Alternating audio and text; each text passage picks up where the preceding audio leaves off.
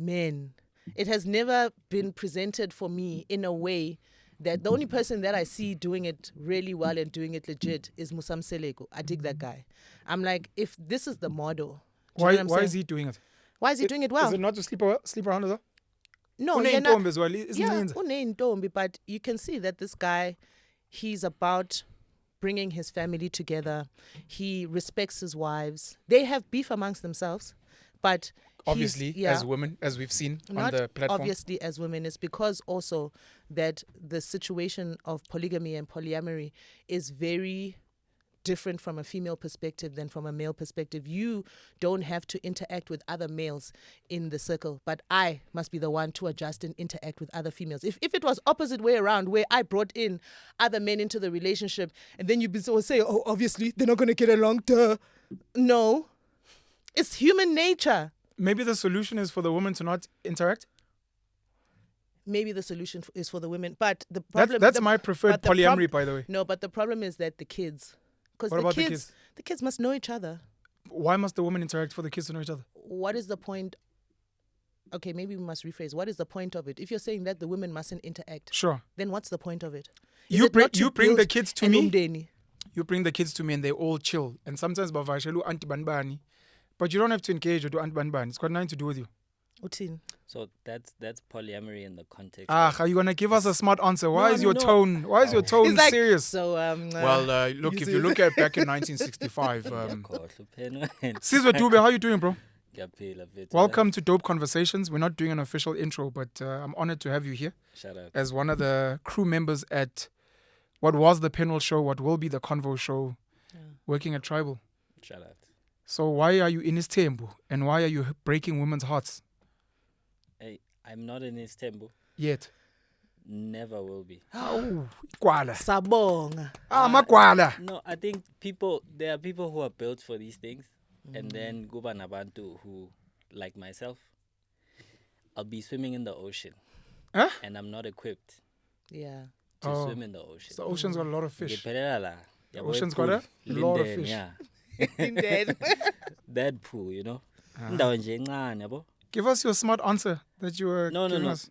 I was trying to find out, because I think you guys are maybe talking about polyamory in the context of like a serious relationship. No, Mina, I'm talking about polygamy actually. I'm not even polyamory, it's a mess. Okay. How? Okay. I think I'm just talking from, and when I say it's a mess, it's because I don't understand it, but it seems very messy.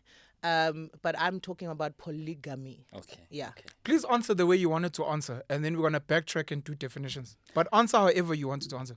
Also, I think then gunabantu who say ba practice a polygamy when they are just dating multiple people. Sure. But I don't think mhlampe bona baya understand like the extent of what being in a polygamous relationship entails.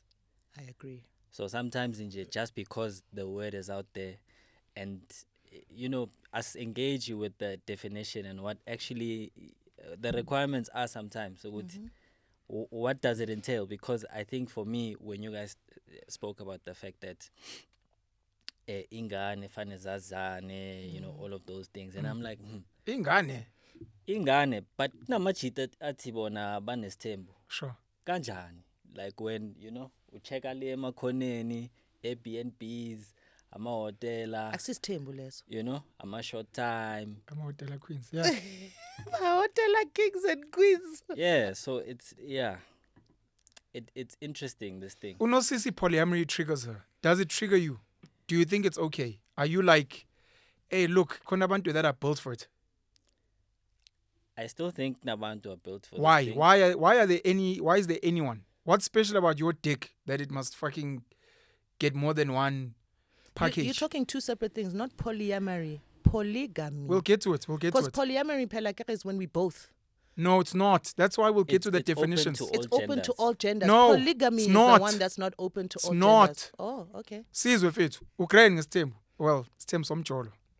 It's Tembu somjolo. That's exactly what you guys are doing. Nisha, it's Tembu somjolo. Yeah, no, I can't do it.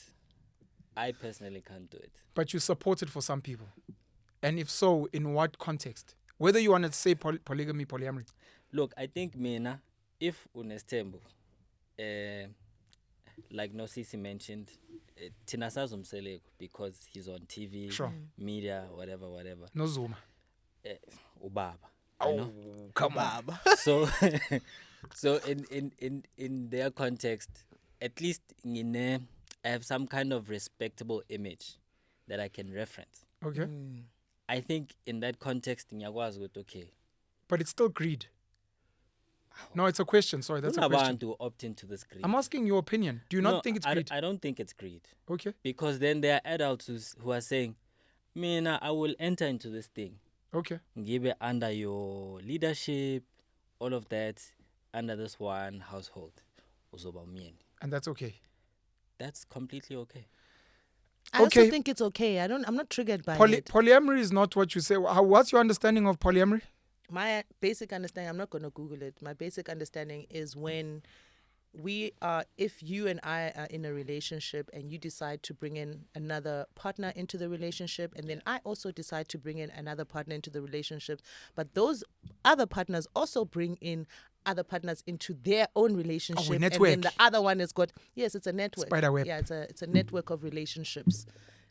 What happens if he brings in, so you guys are dating, you're not married. He brings in another girl. What's that called? And you don't get anyone else.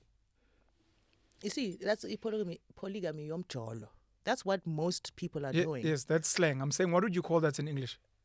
So he has two girlfriends. You guys both know. He's just being promiscuous. Yeah. Polyamory, isn't it? Yeah, it's polyamory. For me, it's polyamory if I have decided I don't really want to bring in a partner right now, but I have an option to bring in a partner if I want to, right? That's when it's polyamory for me, right? But if it's that he's brought in another partner and there's a very clear understanding from his part to say, but you're not allowed to bring in another partner, then that is promiscuity. Let me take it a step back. So the definitions are available. And normally when I argue with people on social media with these terms, gaslighting, depression, narcissism, all these nice English terms, because it's only English, people don't go back to the definitions. The easier place to start is with polygamy, because that one most of us have known. Sure. Polygamy, poly, many. Yes. And then ugamy, people can look up whatever that means. But it's when you're married to more than one spouse. Polygamy. When you're married to more than one spouse. Nothing in the definition says when a man is married to more than one woman. But married is the key word. Must be married to more than one spouse. Where a man is married to more than one woman, there's another term for it called polygyny. Yes. Oh, okay. So that's when a man, lenti amseleko no Zuma, is polygyny. It is under the umbrella of polygamy. When a woman does it, it's called polyandry. Oh, polyandry. Polyandry is when a woman has more than one husband. Is that life goals? Sounds like good times to me. I'm joking.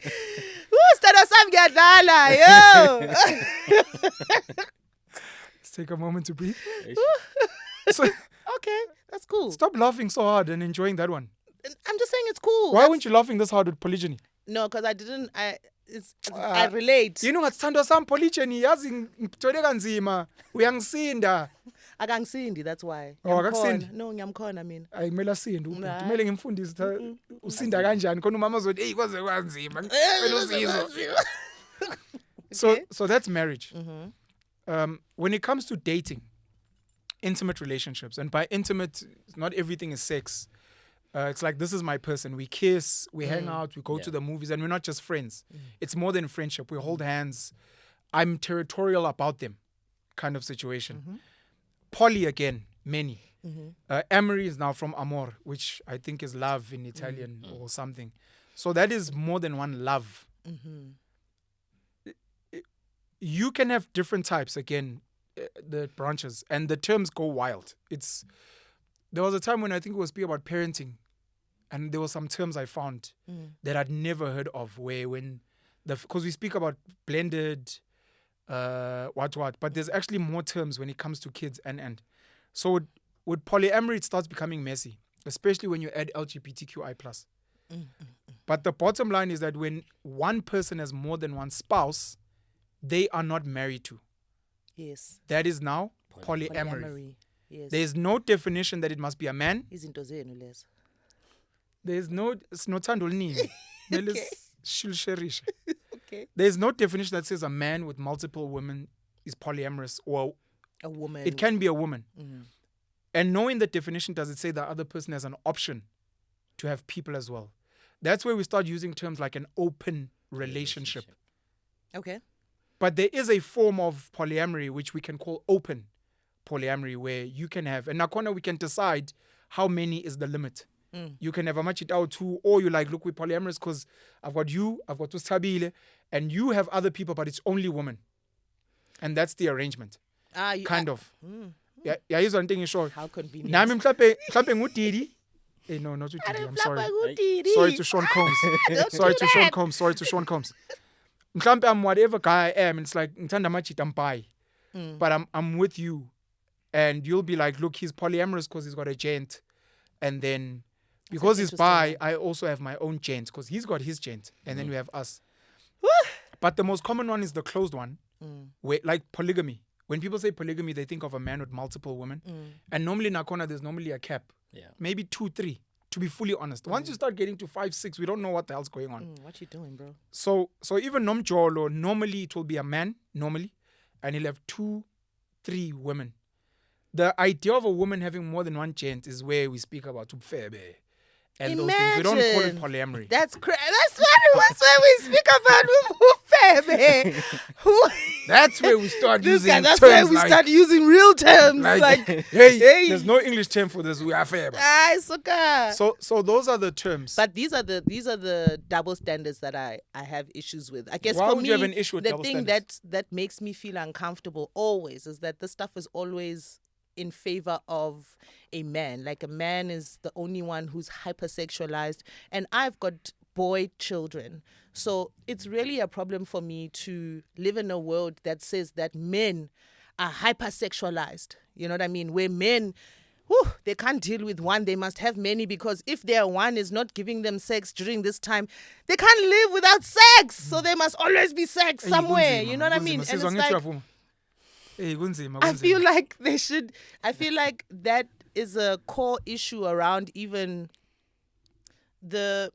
It's like a man is an animal with unhinged needs and uncontrolled needs, and they've got no sense of agency. They're brainless, basically. Like they're just controlled by this body part of theirs. It's a head. It's called a head. A head. They're controlled by the head, which is crazy for me, because I'm like, I'm not going to even include myself in this thing, but I'm just thinking about my sons, where it's like they're growing up in a world where, boys and girls and penises and what is like the central focus of his world right now. Like he's going into puberty, and like the boys at school are just about, talking about.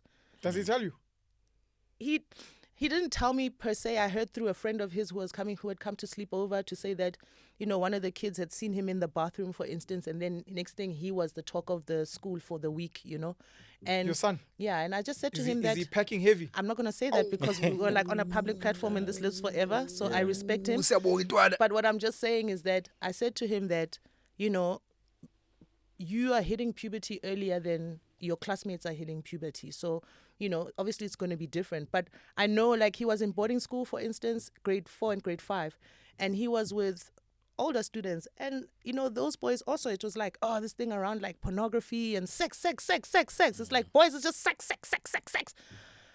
I'm like, For girls, it's not. No, not really. Stop it. No, not sex. Girls break their virginity earlier. It's not. Yeah, you know what? I can say with confidence that girls are faster than boys, in a sense that when I saw with my son and most boys that they are the ones who the girl yaba claim in preschool, that's my boyfriend. Yes, you know what I mean? That's my, because girls are also growing up in this romance thing, Beauty and the Beast, romance, Cinderella, romance. Everything is romance. Like girls die for romance. You know what I mean? And so it's like that idea of having a boyfriend is just it's like what we are meant to live for. It's like I just want to be partnered with a man. So from preschool, even the play games is like partnership with a boy. Yes. And then my boy is like, I want to partner with a boy. no. Oh, sorry. No, he's saying that's where we were he's going. saying I want to sorry. play. Yes. I want to play in the mud. I want to play with my cars. Can you leave me with all of that nonsense, you know? And it's just interesting to watch how the way society has created shows, TV shows, the way the books are structured, these nursery rhyme books are structured, everything feeds into these particular stereotypes that we're sitting here talking about, that I actually have a real issue about. To say men can't just be about penis. Why not? Because I would hope there's more to you, because that is what creates the difference. Last week we were talking about how are men and women fundamentally different. Yeah. Lelo was saying that, you know, women don't understand men. Like, men don't have an emotional side. We don't know what your emotions are. You guys know everything about us. We're sitting here trying to figure out who you are. And I think a lot of it is like you guys have been perceived as these sex-hungry, heartless, emotionless beings. Right? Where it's like, to see a man with emotion is like, that nigga's weak. Or that nigga definitely gay. True story. Drake. Do you know what I'm saying? Yeah. Yes. And it's like, Soft that's niggas. crazy, because I don't understand. Like, I don't, as a human, I'm so multifaceted. I've got like, I'm strong. Sometimes I'm weak. Sometimes I'm horny. Sometimes I'm not horny. Sure. You know, I'm not horny all the time. You know, I can be in a room full of men and have no sexual inclinations whatsoever. And I'm just really looking at you as someone that I respect as a peer, right? And I'm made to think that men, it's not the same. That if you guys are in a room full of women, there's always going to be some sort of sexual thoughts, innuendos, remarks. We can never just be people. And that is where I become uncomfortable. That's why every time you're like, hey, this thing around multiple partners, whatever, it just makes me feel uncomfortable. Why do you link multiple partners to sex, though? Why is your knee-jerk reaction why is it not Sizwe has got these two girls that really like him, and look, he's tried. It's not even about sex. It's just these are amazing women. We actually work well together. We're doing whatever we're doing. That's fine. Why is your knee-jerk reaction sex? Because that's the world we live in. I mean, you just said now that, you know, the head. So also me, that's the perception I've been given. Sure. I've never been in a world where a guy says, I have these two really great girlfriends who I love to just go to the movies with and hang out and talk about books and and we poetry. we color and in. we like color in. Tell me, he's laughing. Tell me, is that a thing? Sizwe, Is it a thing? maybe let me ask this. Do you support the idea of polyamory? I know you sort of kind of answered as a general now, outside of yourself. Yeah. Do you think it would ever be relevant in certain situations? And do you agree with Nosisi that men are hypersexual? Do you find it to be different? Do you think we're being misinformed? I think boys are raised very in that way. In which way? In a way that they turn out to be hypersexualized beings. By themselves or from external? I think externally, and I'm also going to insert myself here, Okay. just to give this a bit of context. Sure. In that, growing up, the questions I always received were, hey, manje, From other gents? older people. even. Older people? Yeah. Damn. Okay. Like people who could be uncles. Sushayile. Yabo? Sure.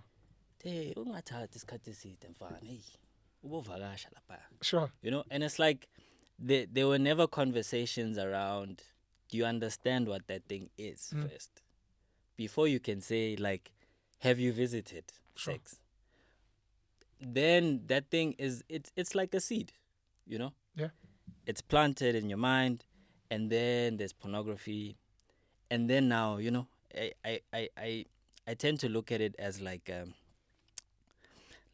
beast of sorts that grows, you know. What's the beast? The beast is like the sexual energy. Ark.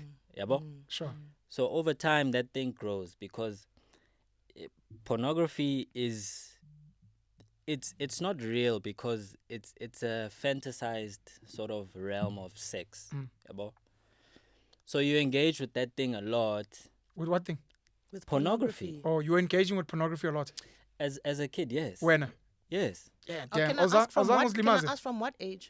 I think the first time I saw a pornography magazine, I must have been 8 years. Damn. Thank you. You didn't abuse yourself?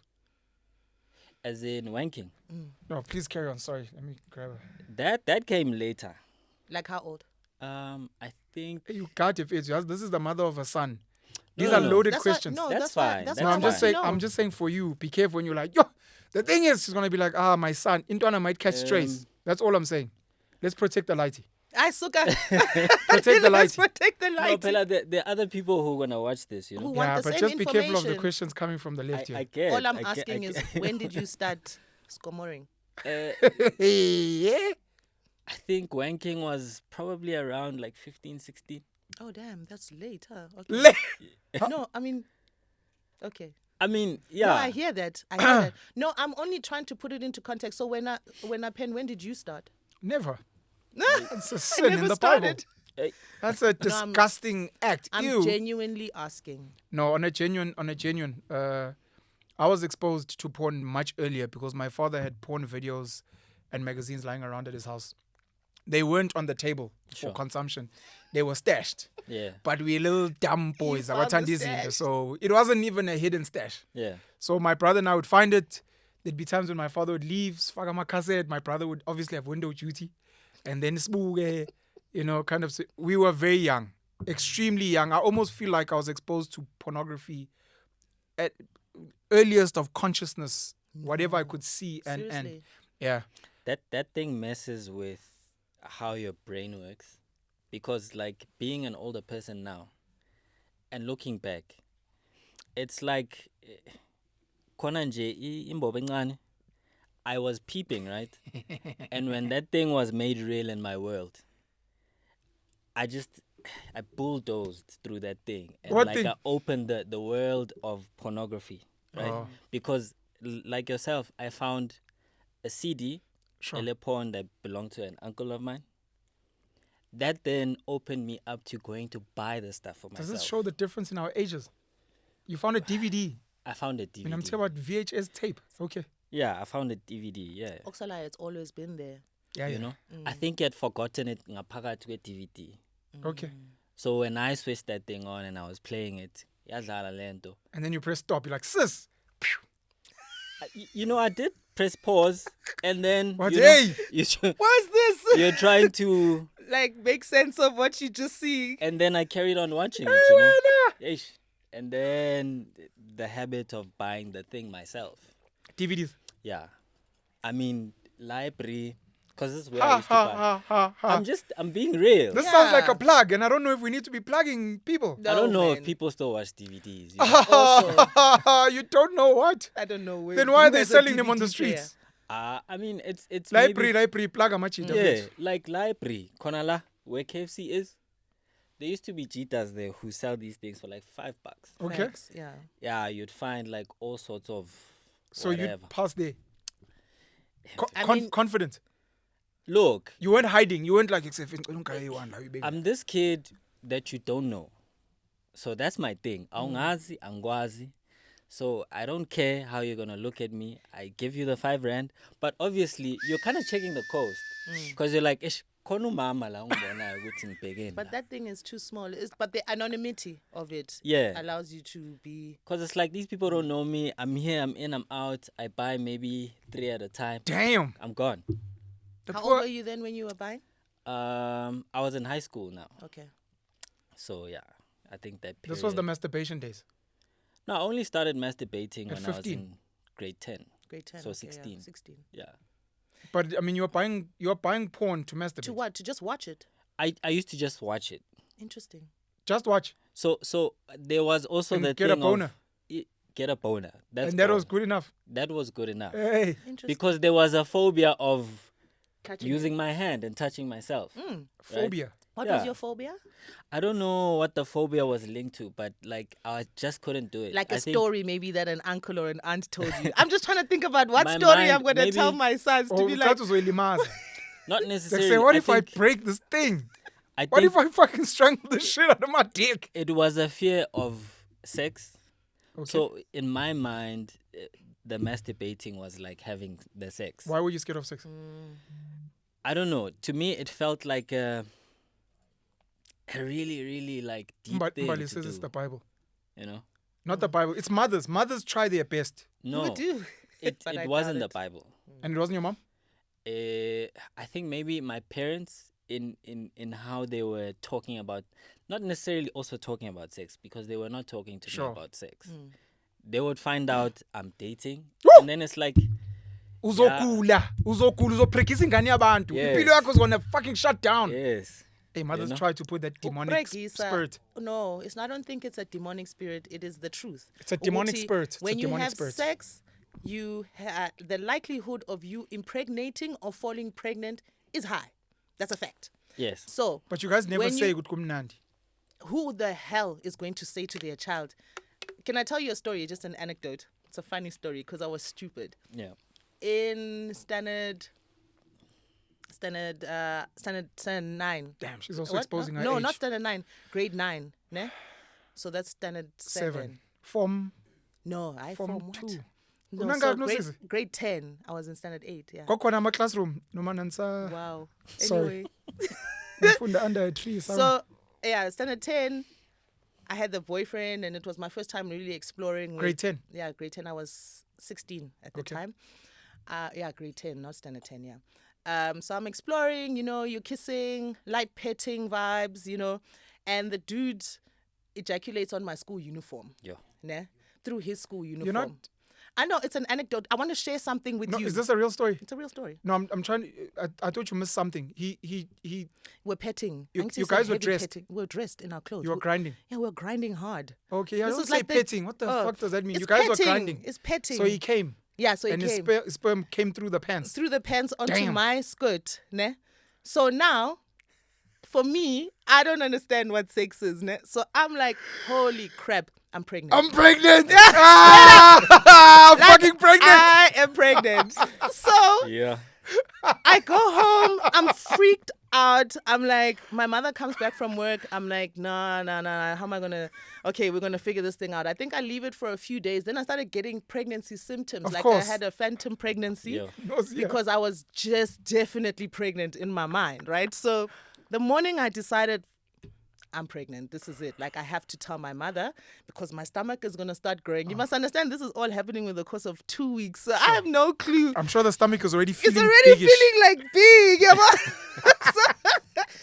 so Kids are stupid. I called my mom in the morning. She's like, going to work. So she's like, oh, okay, bye. I start crying. Yini, it's your mama. She's like, now she's in a hurry to go to work, but she's like, I need to entertain this child. So she comes, she sits on the bed. She's like, what's going on? I was like, I made a huge mistake. And she's like, okay. I was like, please forgive me. She's like, fine, just tell me. Then I was like, I think I'm pregnant. Ak. Then she looked at me and she was like, okay. Then she says, why? I was like, because I think I had sex. Then she was like, okay, we'll talk about this when I come back from work. So now I'm like, I can't go to school because I'm pregnant. When she comes back from work, dude, I tell her the story, the whole thing. We were kissing. Then this guy was rubbing his thing. What? Then water came out. Then it came on my school uniform. So she's asking me now questions, say, so it didn't touch. So only now, retrospectively, when I think about her questions, I'm like, how stupid I was. Yeah. Then she's like, so you guys had your clothes on? Yes. Yeah. So your private parts, they didn't touch? No. What happened? No, it's just the liquid that came out. Did the liquid come onto your panties? No, onto my skirt. She says, oh, shame, my baby. You're not pregnant. I'm like, are you sure? She's like, I'm 100% sure you're not pregnant. But I'm just saying, like, the lack of education. When you talk about how your parents never spoke to you about sex. And so we're still experiencing sexual things because as you're getting older, your body is like getting ready to give birth, right? So it's that's what's going on. But we have no clue as to what's happening. Nina, you guys are porn. Nina, you guys are as in porn. like boys. Boys, I mean, You might you be the- guys just said. I've got questions for you. I want to Sizwe to finish answering. I've got questions for you. But he just You can start thinking said. about them. Okay. On behalf of yourself, you might be a bad example. The exposure, I don't know if women have these conversations. Women's exposure to porn and the age And most of us, I think, even now at my age, when girls start masturbating and how that kind of works. Okay. Sorry. Sis, I was still asking about polyamory and sex and... Yeah. So you were speaking about your exposure to porn, masturbation. Where we disturbed you was where you had a phobia. To grab the monkey and spank the monkey. Sure. Because you thought it was sex, essentially. And I wanted to ask about polyamory, and do you also agree that it's just got to do with sex? Can it be some other way?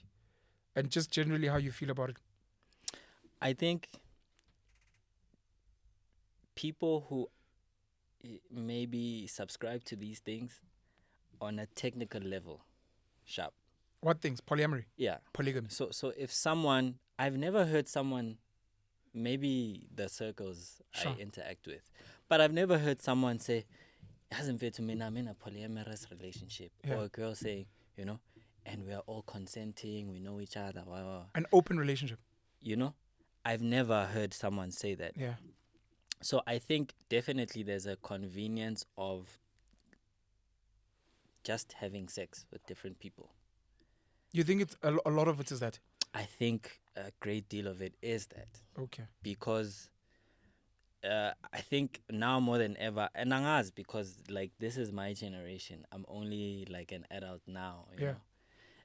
And I can tell you that with some of the people, I've been shocked, you know, like dating, because I believe in dating one person because I get overwhelmed very easily. Overwhelmed by what? Just generally in life. By a woman?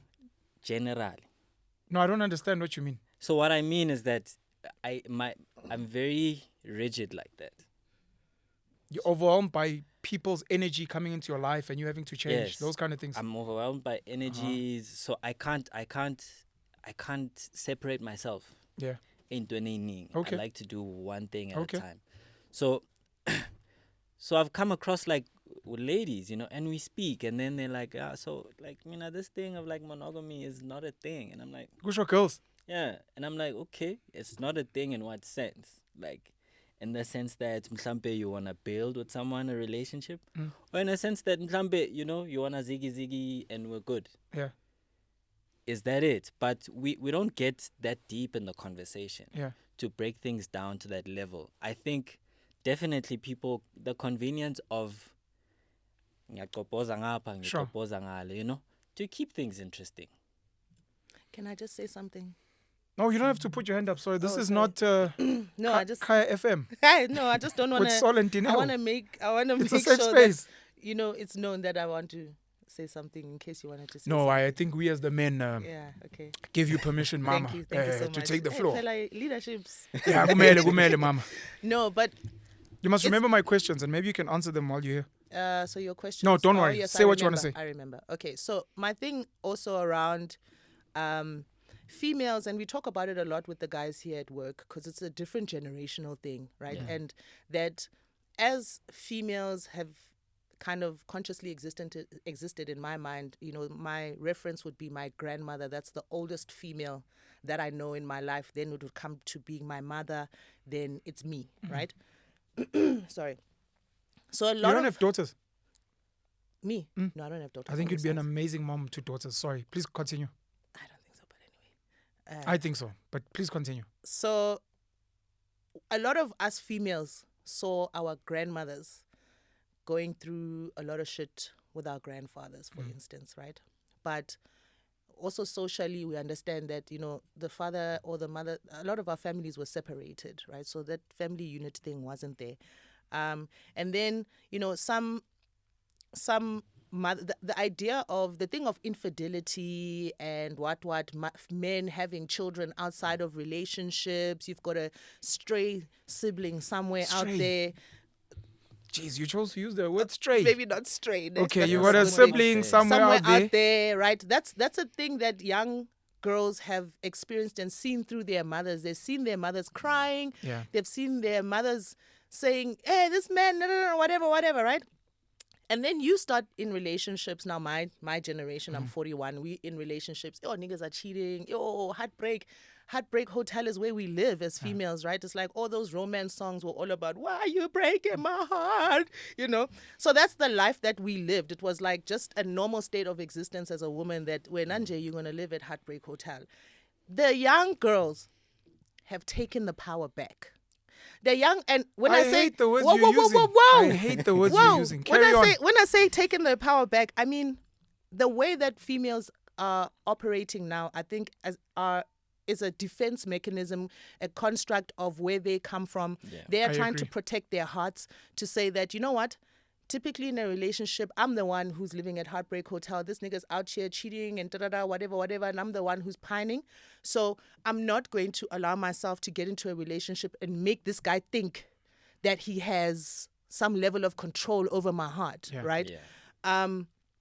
And so now it's like weird because men are finding that so uncomfortable to deal with, and they're like, no, I'm just like really comfortable in like a one monogamous situation, right? It's like, this like makes me feel, and it's like, yo, because the tables have turned, now you kind of, and it's like men have always been the dictators somehow as to like where the relationship goes. It's like, and now it's like, I don't know, I find it really inspiring for me. Inspiring as in like... Take the power back and inspiring it's fair, babe. What I'm saying, no, that's not fair, but it's that... I want to protect my heart by giving out my pussy to the world. Why is it unfair for me but not for you? It is to the guys as well. Yeah, so what I'm trying to say... But two wrongs don't make a right. Yes. However, my heart must be protected. But your vagina? I've had enough. Your vagina is not protected. No, I can't protect my vagina. I protect my heart by dishing out the veg. No, I mean, I think you're simplifying what I'm trying to say. Is that really this thing of women not, and I think even these terms now of polyamory and all of that stuff is because we've lived in a space where the family unit, no one even really knows what that is anymore. Like to get married and to be in a long-term, like it's very rare that you find that type of situation. But two, people have been hurt so much that they're trying to figure out ways to protect themselves. It's definitely defense mechanisms. Yeah, it's a proper defense mechanism as a girl. And I talk to the guys and some of the stuff they tell me is like horrendous. I'm just like, that is crazy. Or things that I watched that documentary about the Latwizi kids. Okay. And there was just some crazy things that these young kids are doing. Like not girls and boys, but they're young.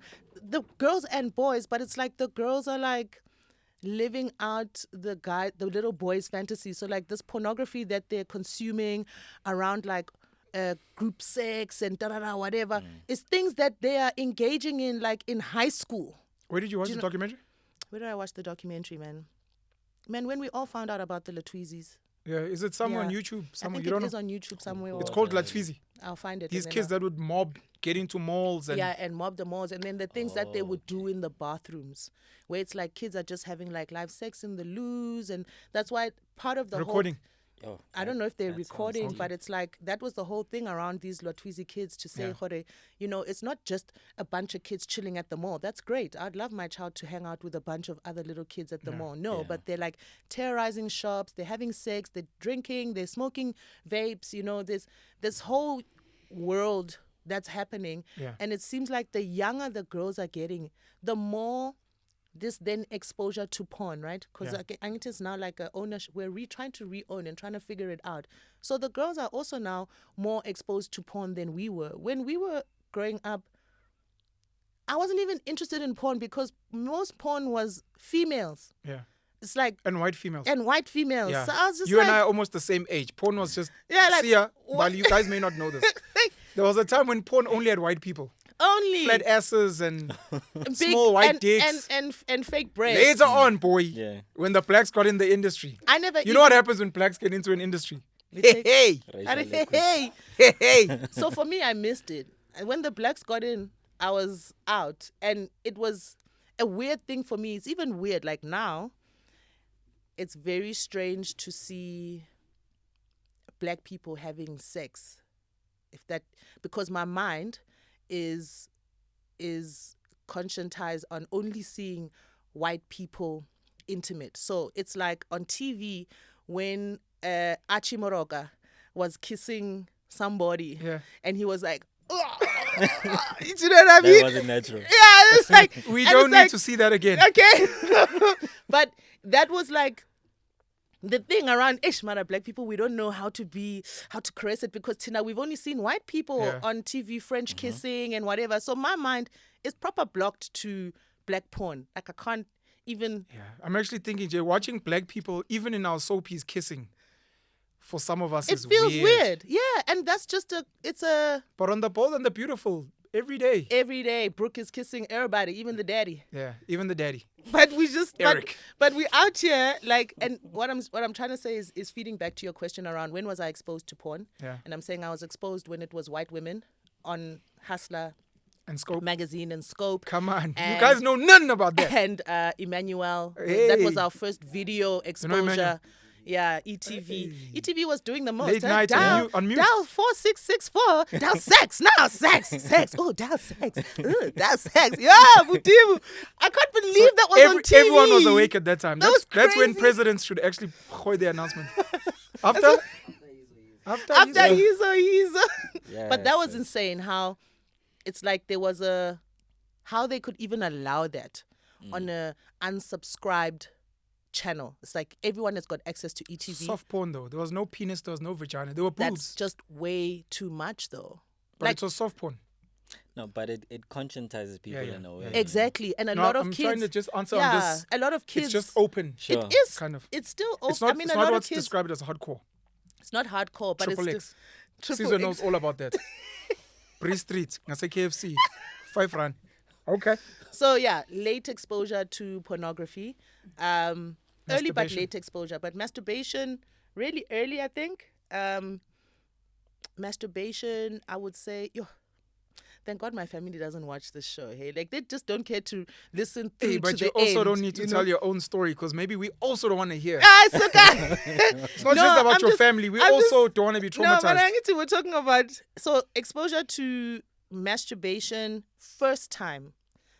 The first time, just note that the first time I did it, I then had like a window of like 3 years of not doing it, right? Okay. 3 to 4 years. So my first time, I think I was 10 when I discovered that my clitoris has some that's sort of a early. sensation. Was like, oh shit, what the fuck? What was that? I'm already And getting then it's like, uncomfortable with this chat. no, I'm just saying. No, and please, you feel, asking, please I'm feel being free. honest, Please right? feel free. Yeah, yeah. And then after 10, You were touching your clit and I don't know what happened. I can't tell you exactly what happened, So but it's like it was like, Sizwe. oh damn, this sounds like a Sizwe moment. what's Caesar moment? You find a DVD, you press pause, you're like, hey. Yeah, it is. What was So that? now maybe you are bathing. What DJ? What, hey. Probably that's what happened. And you kept DJing. You're like, what a track. What a track! But nothing happens, obviously. And then Don't say obviously. We don't Oh, I know don't that. know. We're guys. We're nothing dizzy. happens. Yeah. And then What do you mean nothing happens? Oh, as in, at like, that, I just when you were feel- 10? Yeah, when I was 10, I just Okay. felt the sensation. I was like, wow, that's super interesting. It's like and I putting, think I did putting it an maybe, earbud in your ear. Yeah, like that. Yeah, exactly. Okay. And then maybe I did it for like a week, and I put my cousin onto it too. Well, I was like, yo, girl, I don't know, have you Spreading felt, has this manyala. ever happened to you? She's my bestie. Spreading a manyala. And then after that, I didn't engage with it until 13, 14. not even 13, 14, hey? I would say like even later because 13, 14, I was not even there. And then 15, I was Rasta. So 15, 16, 17, 18, I was nowhere there. So it must have been No like way. 19. But 15, you were there falling pregnant. No, yeah, somewhere, yeah, in between. Yeah, exactly, yeah, somewhere. But I wasn't like, even that experience, it's like we're petting, but I'm not going home like obsessed about touching myself. You know what I mean? Like it's not something that I'm thinking about. I think I only really started doing that kind of stuff when I was like properly like maybe 20s or so, 20, 21. I have a friend that's never even, she's like Touched herself. ever in her life. I've met a lot of women that don't masturbate. I Ever. think it's crazy. She's never masturbated. She's never watched porn. And she's like 38. Never Married? in her life. Nope. You? She's I'm, single. I'm also, I guess I'm trying to imagine like what kind of life they must have lived. Maybe very insulated. Nope. No. Nope. She Exposed. is out here. Christian. Yo. She's Christian, yeah. But she's never, ever. Do girls speak Yeah. about masturbation and those things? Because I know boys. Caesar went to a boys' school. Some of the conversations I've had with boys' school guys, which I think may also happen to other guys, is when the puberty hits. Maybe this is what your son went through. if we're in the bathrooms, if we play sports, we're looking at the pubic hairs. We're looking at the size of the dick. Like, yes, sis. Sizwe must never see my girlfriend because she'll fall pregnant if you're on site. On site. And then what guys do, especially at boys' schools, especially at hostel, they trade porn magazines. Yeah, they do. And it becomes a thing. And then guys start watching porn together. When the Kim Kardashian clip came out, a lot of boys would gather and watch that as a... I always found that super gross because I'm like, what are you guys doing? So disgusting. So I'm a loser. I would never watch porn with guys. Yeah, dude. I would never. I don't like. What are we jerking each other off? Like, what the fuck are we doing? What are we doing? I know my dick's hard. I know your dick's hard. This is gross. What the fuck are we doing? But I guess guys do these things, right? So I was trying to figure out, do girls have these conversations?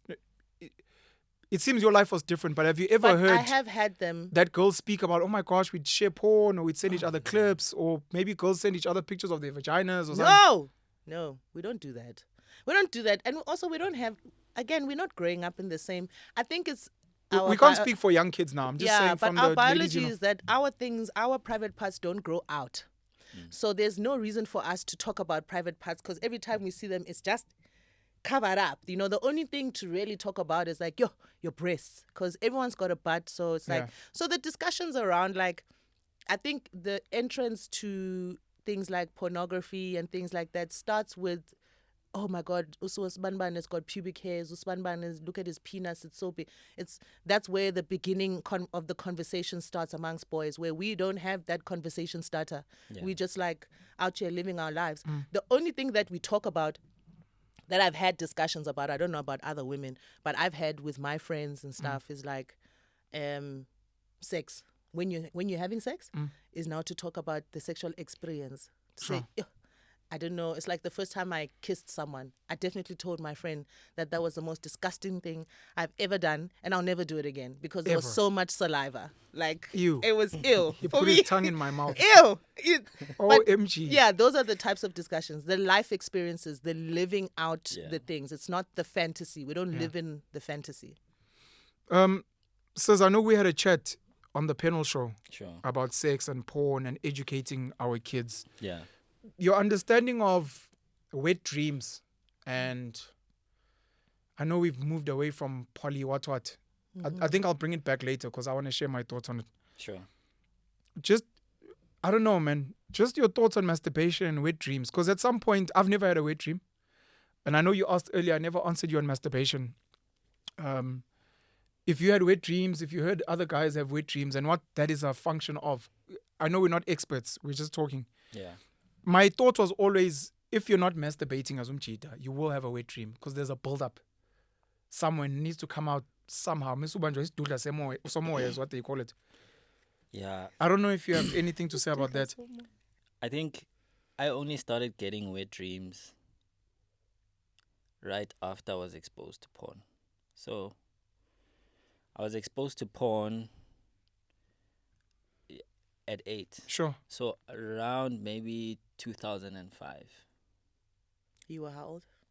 I was 11. Don't do the maths, please. We're old. I was 11. Please don't do the maths. That's fine. I was 11 years old. 2005, I was having my third child. Hey, Ben started having babies at 5. 5 years old. Am I exposing my age?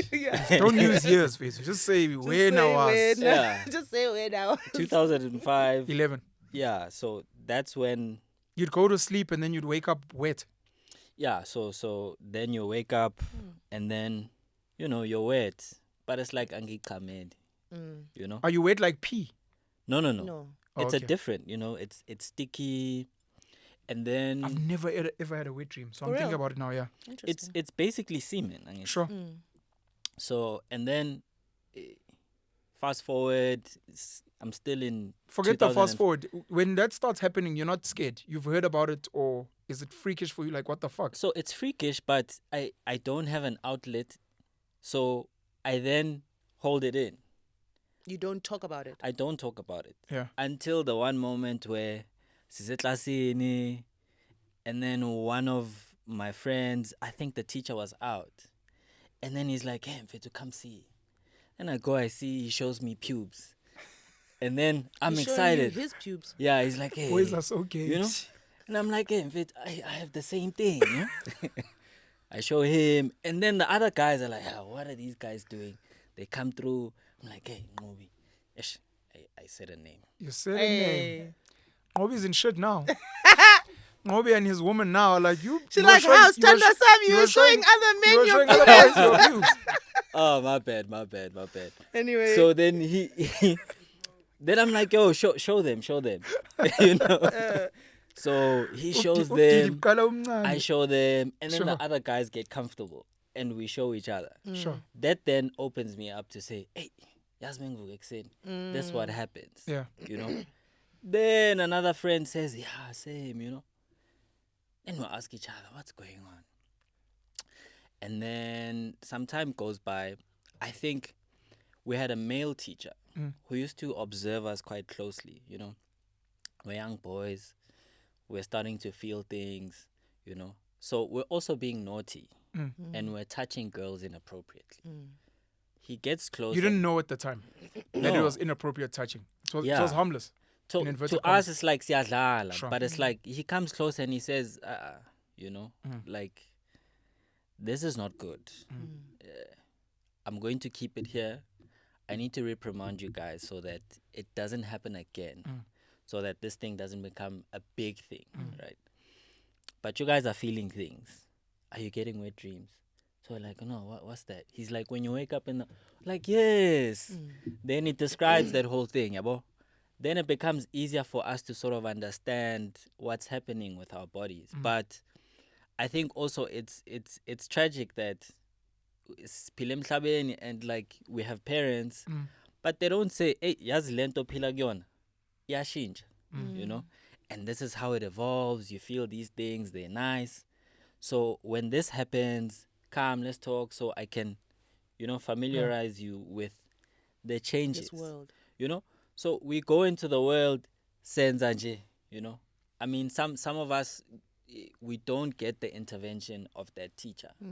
So then the behaviors, they also evolve over time, and then they get out of control.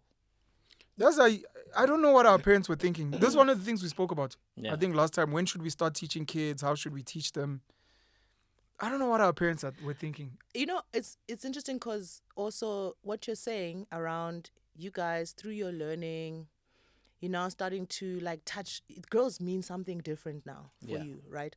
And we are living now in a society where the natural process and discovery of boys is, I don't know what the right word is, villainized. Or it's like men have become villains because of what they naturally go through. You know, it's like you guys, you're saying that, oh, okay, we showed each other our penises in the locker room to say, hey, who so-and-so's got pubic hairs, you check sizes, etc. Let me tell you right now, I mean, I'm going through a similar type of existence through my boys and other boys his age, and parents are talking to me to say, these boys are inappropriate. Why would they? And I'm like, you know, I kind of feel like this is what they are going to go through, you know, like, and we theorize and have created this, like, a certain ways, like there's a book that men need to follow, and the book means that men must never be men. Boys must never be boys. As soon as a boy is a boy, he is a villain. Yes. He is as soon as you look at bums, he's a predator. He's a, and for me, that's always what I've been fighting in schools with my son. It's like when he was in preschool, there's a girl that used to pick on him. He picked up a tire that was there at school. I'm shying a tire. Oh boy. Cheria corner. Why kalela abo mistress? Next thing, when I come into the school, the question is not, you know, he's not like, oh, this kid did something. It's like, boys must never hate girls. And I'm like, I don't think should be the narrative. Sure. I think the narrative should be that people should not hit people. Harm each other. That's number one. Yeah. Number two, also this girl must know that she must not provoke. Yeah. Because also that is a behavior that goes into life, to say that girls are told that, well, boys must never hit me, but I have no responsibility to like also cull the situation or be respectful in some way, so I can say and do whatever it is I want to do, and a boy must just be like this superhuman who like has no anger, must never be triggered, whatever, right? So, and I'm just like, I have problems with all of that. You know, I've got problems with schools where, you know, the boys are in the locker room and it's like, okay, cool. Now they're comparing penis sizes and whatever.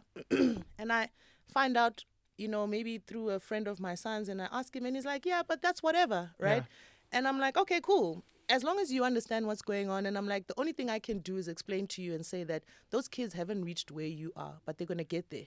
And things are going to change for you guys. But I'm watching him closely because he's also not the kid who's going to come to me or his dad, by the way, and say, hey, man, you know, some stuff came out of my pee-pee. You know what I mean? Like, I'm trying to figure out what it is. Like, let's also be honest and say that kids will never do that. Will never, no matter how much your parents can say, hey, I've created an open space for you to come and talk to me about anything. You're never going to go. Your parents are not the first people you're going to go to be like, you know, I feel like I'm watching this stuff, and you're not doing that, right? I'm worried about that with my son. Sorry. But what it is that what I'm trying to do is to always have the conversation open. Sometimes it's a joke. Sometimes it's not a joke. Sometimes I catch you off guard. You know what I mean? But it's like, I want you to know that this is not a conversation that is like, oh, we have to make special time for this conversation. It's like, no, it's just something that's happening. I'm like, hey, when your penis now is getting big and thicker. Hey, you know, and then it's like, oh, mom, come on, mom. I'll be like, hey, you know, I'm like, oh, are you still watching that stuff? Oh, no, I'm not watching it anymore. Or like, if I'm in the passage and he's quiet for like a long time in the bedroom, you know, that's a no from me. No, but I'm just saying as that a father, that's a no from me. But I'm saying you can knock hard on the door. No, I'm opening. But don't open the door. I'm opening. You might get traumatized. It's fine. It's not fine. It's not fine. I'm not traumatized. It's not about you. It's not about your trauma. He might be traumatized as well. He might be traumatized. Just bang hard on the door. Yay, where's Zani? Yeah. You might find, hey, no, Toma. I hear you. I hear you. But the point is that I'm trying not to make it such a huge thing that it feels like something that he feels like, oh my gosh, we have to always create this special place. And that also, I'm very clear and understand that, you know, I caught him once with porn, and once for me, I know for sure that this is the thing now. This is what you're doing, right? So I'm always opening the conversation around the type of content, and that I'm not here to police you. What you guys are talking about, buying DVDs and VHSs, this stuff is on the phone. It's like so easily accessible. It's your in friends the will send it groups. to you. Your friends you didn't even want it, but your friends have sent it in the group that you guys play games in.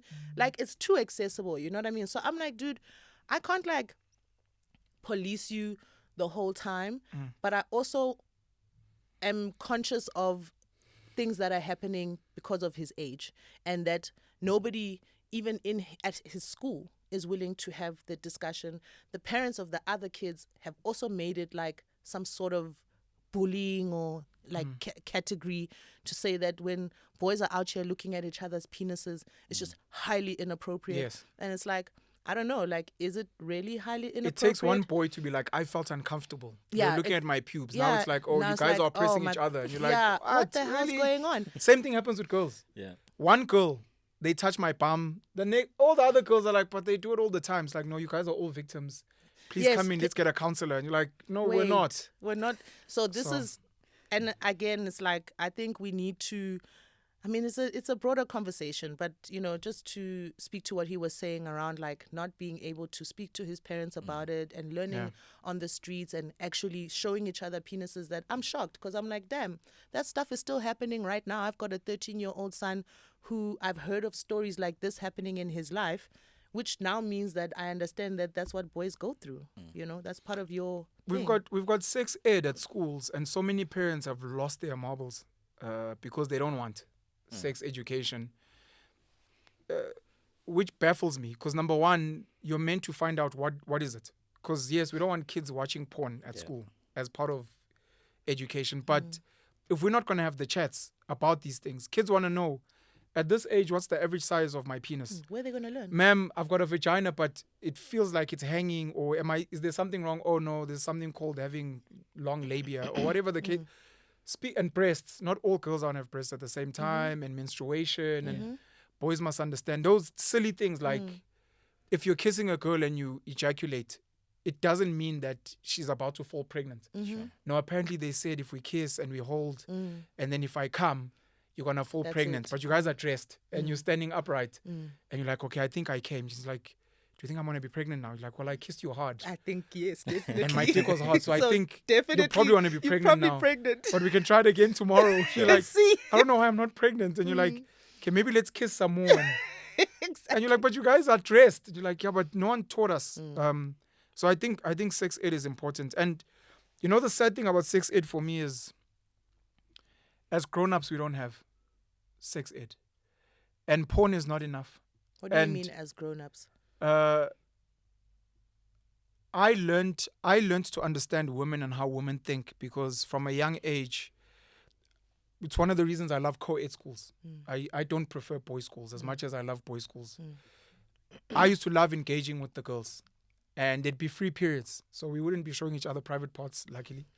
But there'd be chats, and these girls where I went to school would always buy Cosmo, A True Love, and there are these 10 ways to please a man. When you're 16, you're like, what do you know about pleasing a man? My boyfriend, I go down on him, and you're like, where you? Hypersexualization. So I read a lot of Cosmo and True Love growing up, and that allowed me to have an idea of how girls in our space think. Where was I going with this? Sex ed. Sex ed for us as grown-ups, sorry. Tina, as we grow up, I'll speak about how I learned about girls, and I wanted to speak about how I know about sex. Besides engaging in sex and having access to porn, my curious mind, like the girls and reading the books, has been figuring out. For example, I know what's meant to be the average penis size for a grown man, regardless of race. It's when you're erect 16, 17 centimeters. People don't know that. That sounds crazy. When I think of 16, 17 centimeters. Half a ruler. It's not big. Okay. Who came up with that? Yeah, who came up with that? Oh, but guys, there's like a health industry. Okay. And there's urologists who will obviously, like a gynecologist, study, measure men. And, you know, so Okay. That's the average size. And then I sat with doctors, the gents clinic. I sat with these doctors, and one of the things we spoke about was early ejaculation. So a guy will be busy on top of a chick. 5 minutes later, hey, yashisa, peli stove, school 6. He comes like, fuck, I ejaculated early. And then when you do the research, you find out that's not early ejaculation. Early ejaculation, I think, is under 1 minute or under 2 minutes uncontrolled. And if it's a regular occurrence. It's tof mashisa. You guys were kissing. There was a lot of foreplay. And so by the time ungena, obviously, that's not early ejaculation. That's not early ejaculation. Early ejaculation is literally every time you have sex, within a minute, we are calm. And it's like, okay, there's a problem here. Go get checked out. Men's clinic, etc. We don't even visit men's clinic. We speak about it. Yeah. But we don't know what services they offer. We don't. Sazo Dr. Long. Shame. These stickers on the walls. Is it because it's taboo? It's very taboo. Yeah. No guy will speak about it. Yeah. I've been so lucky that guys have approached me from when I was young. Many times guys would break their virginity and I'd be the first person they come to. I can't say it's because they thought I was experienced. Maybe because I love chatting. So guys would chat to me about that. When in my life I've had maybe 10 different guys contact me to be like, I lost my virginity. No, to say I'm stressed. It's not getting up.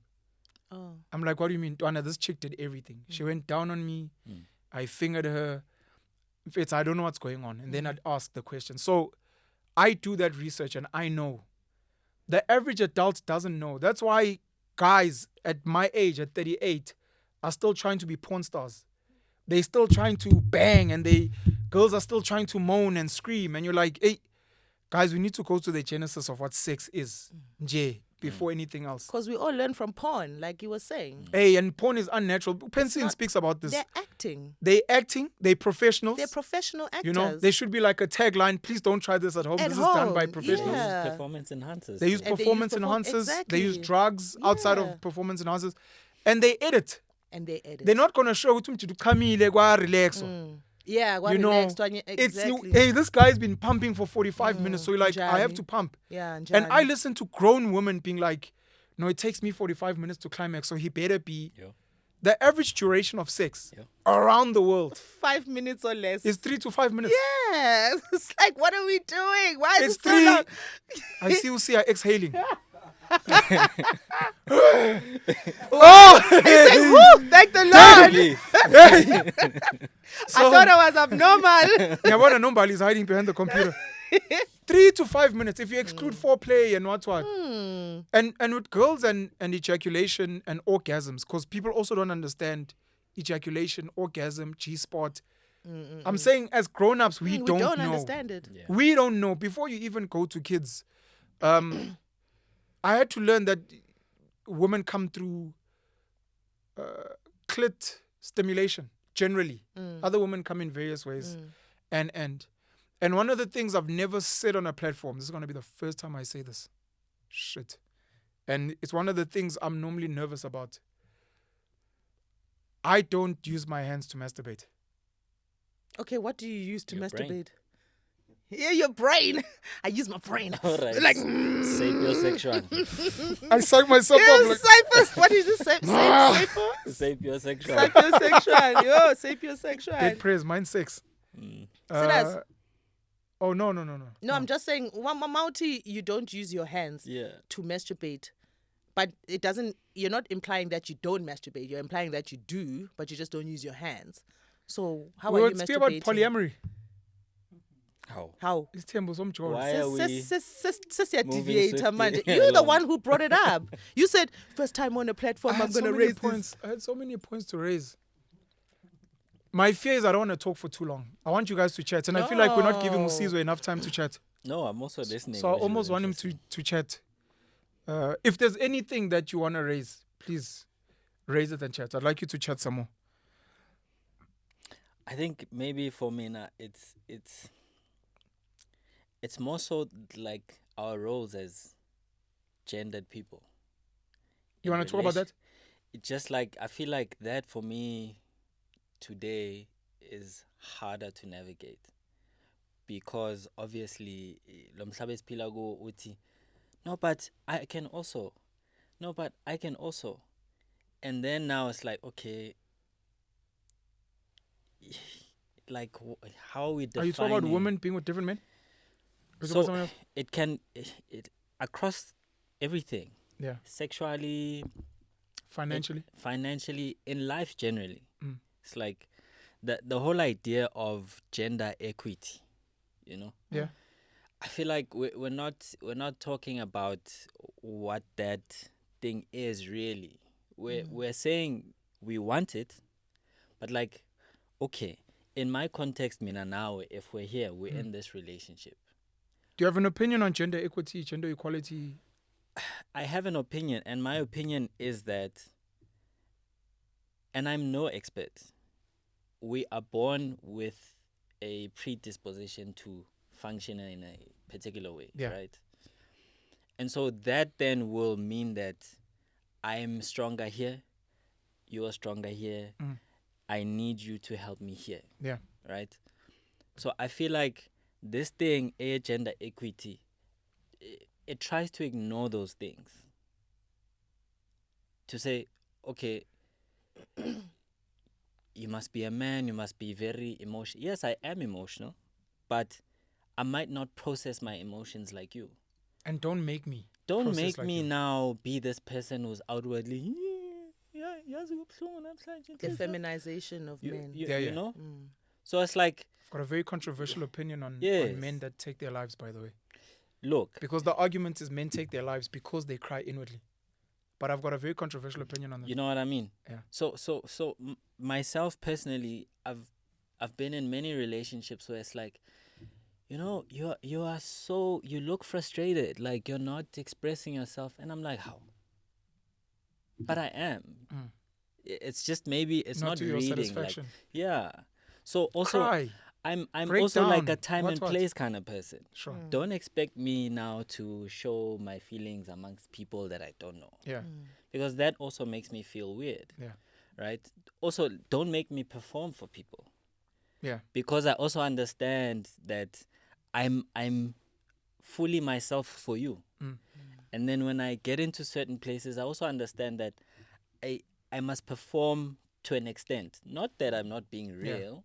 It's called code switching. Yes. I'll be vulnerable with you, but I can be a thug to the streets. Don't be like, hey, you know, he cries. Cry like you did last. Like, Imagine. come on. You know what I mean? So then it's like, then you start talking also intimately. It's like, so when we have sex like this, do you enjoy yourself? And I'm like, I do. No. Like, I just don't get it. No, you're not enjoying yourself. How? I must jump up and down, be ecstatic. You must moan. You know? You must scream. Yeah, you're always quiet. You must start crying. You're always just quiet. It doesn't feel like you're here. When you're having sex, you're quiet. Amen. Mbali.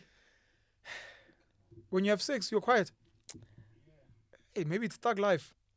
It's look, fun as people. Yeah. Because it's like, okay. Now you're too. I mean, as cool mingam.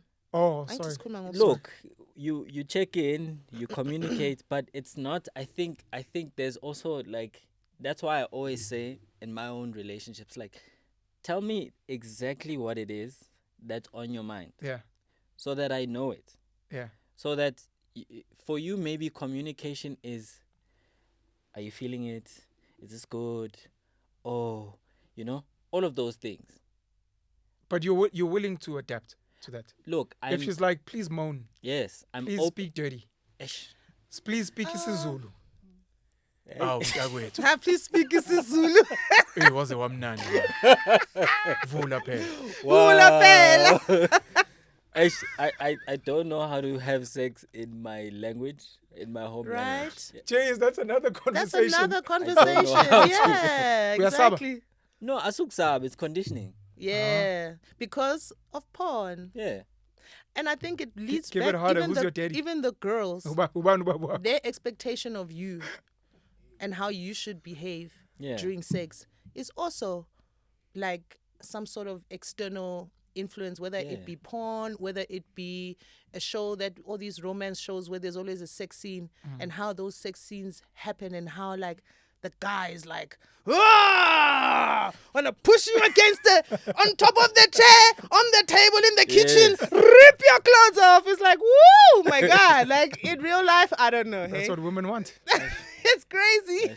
The number of women I've spoken to who really, really fantasize and crave their man, not all the time, but once in a while, to literally be like that close to GBV. It's like, I want it.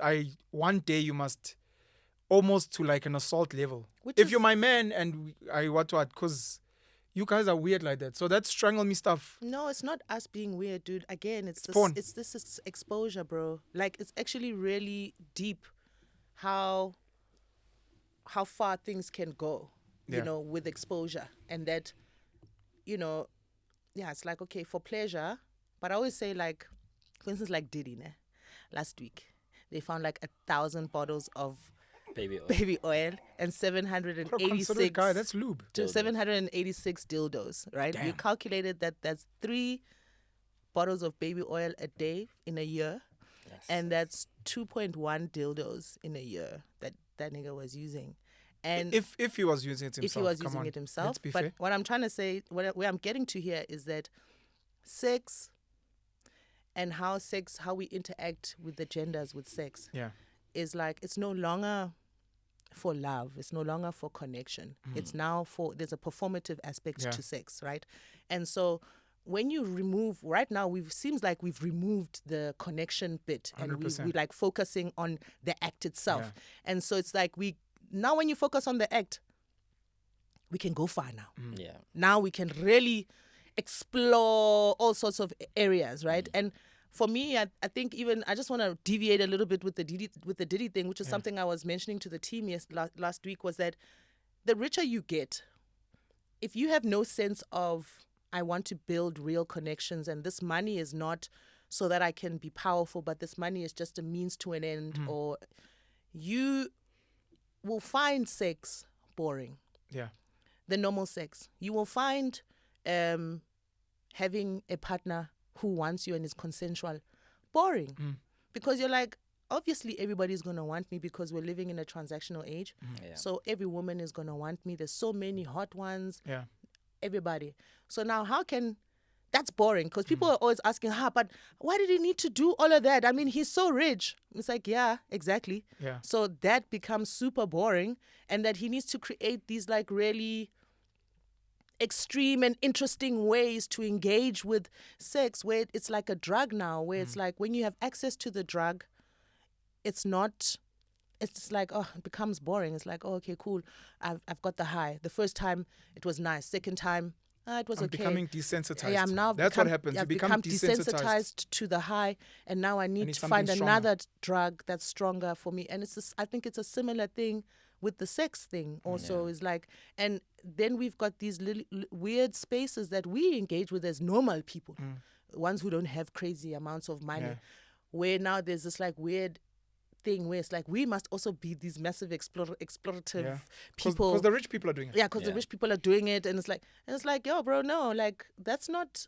I'm just happy we're here, and I can hold your hand and be okay, But I don't have to make a noise. I don't be like, it's like, what's going on? You know what I mean? Like, because then also you're not able to be yourself. Some guys, when they are ejaculating, for instance, they've got like a crazy face, they pull, but now they're afraid to do the crazy face because they're like, this girl, what is she gonna say? We're so like guarded, and like everything must be according to this video that we watched, which is like crazy for me. I normally compare sex to food, man. Food was meant to be fuel to get us going, and you're meant to find the best fuel for yourself, which is also why nature provided fuel at Through different food. Seasons, because it's like it's winter, we will give you oranges. It is summer, we'll give you bananas. And we fucked with all of that. And to what you were saying about being rich, it's access, it's exposure, it's privilege. As you get more and more access to certain things, depending on your personality, but for most people, you start craving more. The banana is not good enough on its own. You must be dipping it in ultramel. The banana with the ultramel is not good enough. There must also be chocolate spread. Now you want fried banana, but you want fried banana from France. And I also want you to banana, just as a normal person. So I also find with this socialization of sex, where we moved from, my understanding of sex was for making babies. Not even for connection and for intimacy. Sex was for making babies. Not so much with humans. We can debate it. Right? No, I'm just saying. Are you okay? I am. Okay. So my understanding is sex was for babies. Yeah. And then at some point, sex became for connection. And we found expression in, I like this woman, I'm with her. I think the babies thing even explains potentially in the past people sleeping separately. Amadoda la la la, or mama ba la la la. And just like animals, the only time amadoda would be is through mating season. So it's a virtue. What's a virtue? Sex for babies. What's a virtue? What is not sex is, what is a virtue? English, what is the definition of a virtue? It's like an ideal sort of thing to aspire to. Oh, okay. So that's debatable. Yeah. Whether that is the ideal. Yeah. But it's what I believe it used to be. Sure. And then later on it became like food, where now you must have sex, I'm with my person. Then we came with the freedoms. And with the freedoms, we're dating, never mind marriage. Now you're my girlfriend, we must have sex. And then it became an industry with porn, and we must have sex on a regular basis. And if it's regular, but it's getting boring. 10 ways to spice up your sex. What? Now you must role play. I'm Ivor from Russia, and she's also, I've got my maid outfit, and we bought candles. I bought this chocolate wax, and I can't, and you're like, that's interesting. As cute as that sounds, the reality is you're desensitizing what this thing was meant to be. Which is to make babies and maybe for connection. And you've made it this thing where I'm just getting bored. Maybe I now need a new partner, a young chick. Nosisi uvelalale lapha njengenkukhu wabheke phezulu. It's like, are you done? The kids smelling ubakhandela isikhaftini. You're like, whereas Priscilla here, a UJ, she's like, oh my gosh, I was watching this video and she just, hey, ntwani energy yellow sis, and she just, I'm like, hey, I don't know what's going on. Ziyakhipha. So I don't know when I started masturbating. My mom has said something to me which disturbed me when she said it. From a young age, she said I would shake. And I'd shake. I think it would be my way of falling asleep. Oh, okay. So it's like, So she said I'd shake. When I became conscious of ejaculation, do I want to go into the detail? That was fucking disgusting. So I would sit normally on a toilet seat, and I've heard women do this. Women sometimes cross their legs and they squeeze and they tap their legs, and they can make themselves come. So I've got something similar where I like squeeze my thighs and I sit on like a seat, and there's a way that I do it. Am I going too far? Practice. Practice. Every practice. It's not practice because I wasn't working towards it. That's why when my mom at some point said I'd never masturbated with my hands. This was okay. So I don't use my. I've probably, it's called wanking. I've probably wanked 5 times in my life. Interesting. Ever. Which is insane. Which is what guys do. But I also, because of the way I do it, I never need tools. I don't need Diddy's baby oil. Someone should make Diddy baby oil. Actually. Yo, dude, they would pop now. Diddy baby oil as a plug. It's a plug. Diddy dildos. Oh, for Diddy dildos sounds like it's natural, come on, man. Natural. Diddy dildos. I've never needed. What do you guys use? Cream and some Spanish sun. Vaseline. Baby oil, Vaseline. And you know the times that I've wanked, my dick would feel traumatized. Because I don't know how guys do it, but at some point you have to squeeze and. Yeah, I mean it makes sense because you're not having sex. Yeah. So in a way you are constricting your veins. So you're mimicking the. It's not even mimicking. But that's even harder. It's not even a mimic.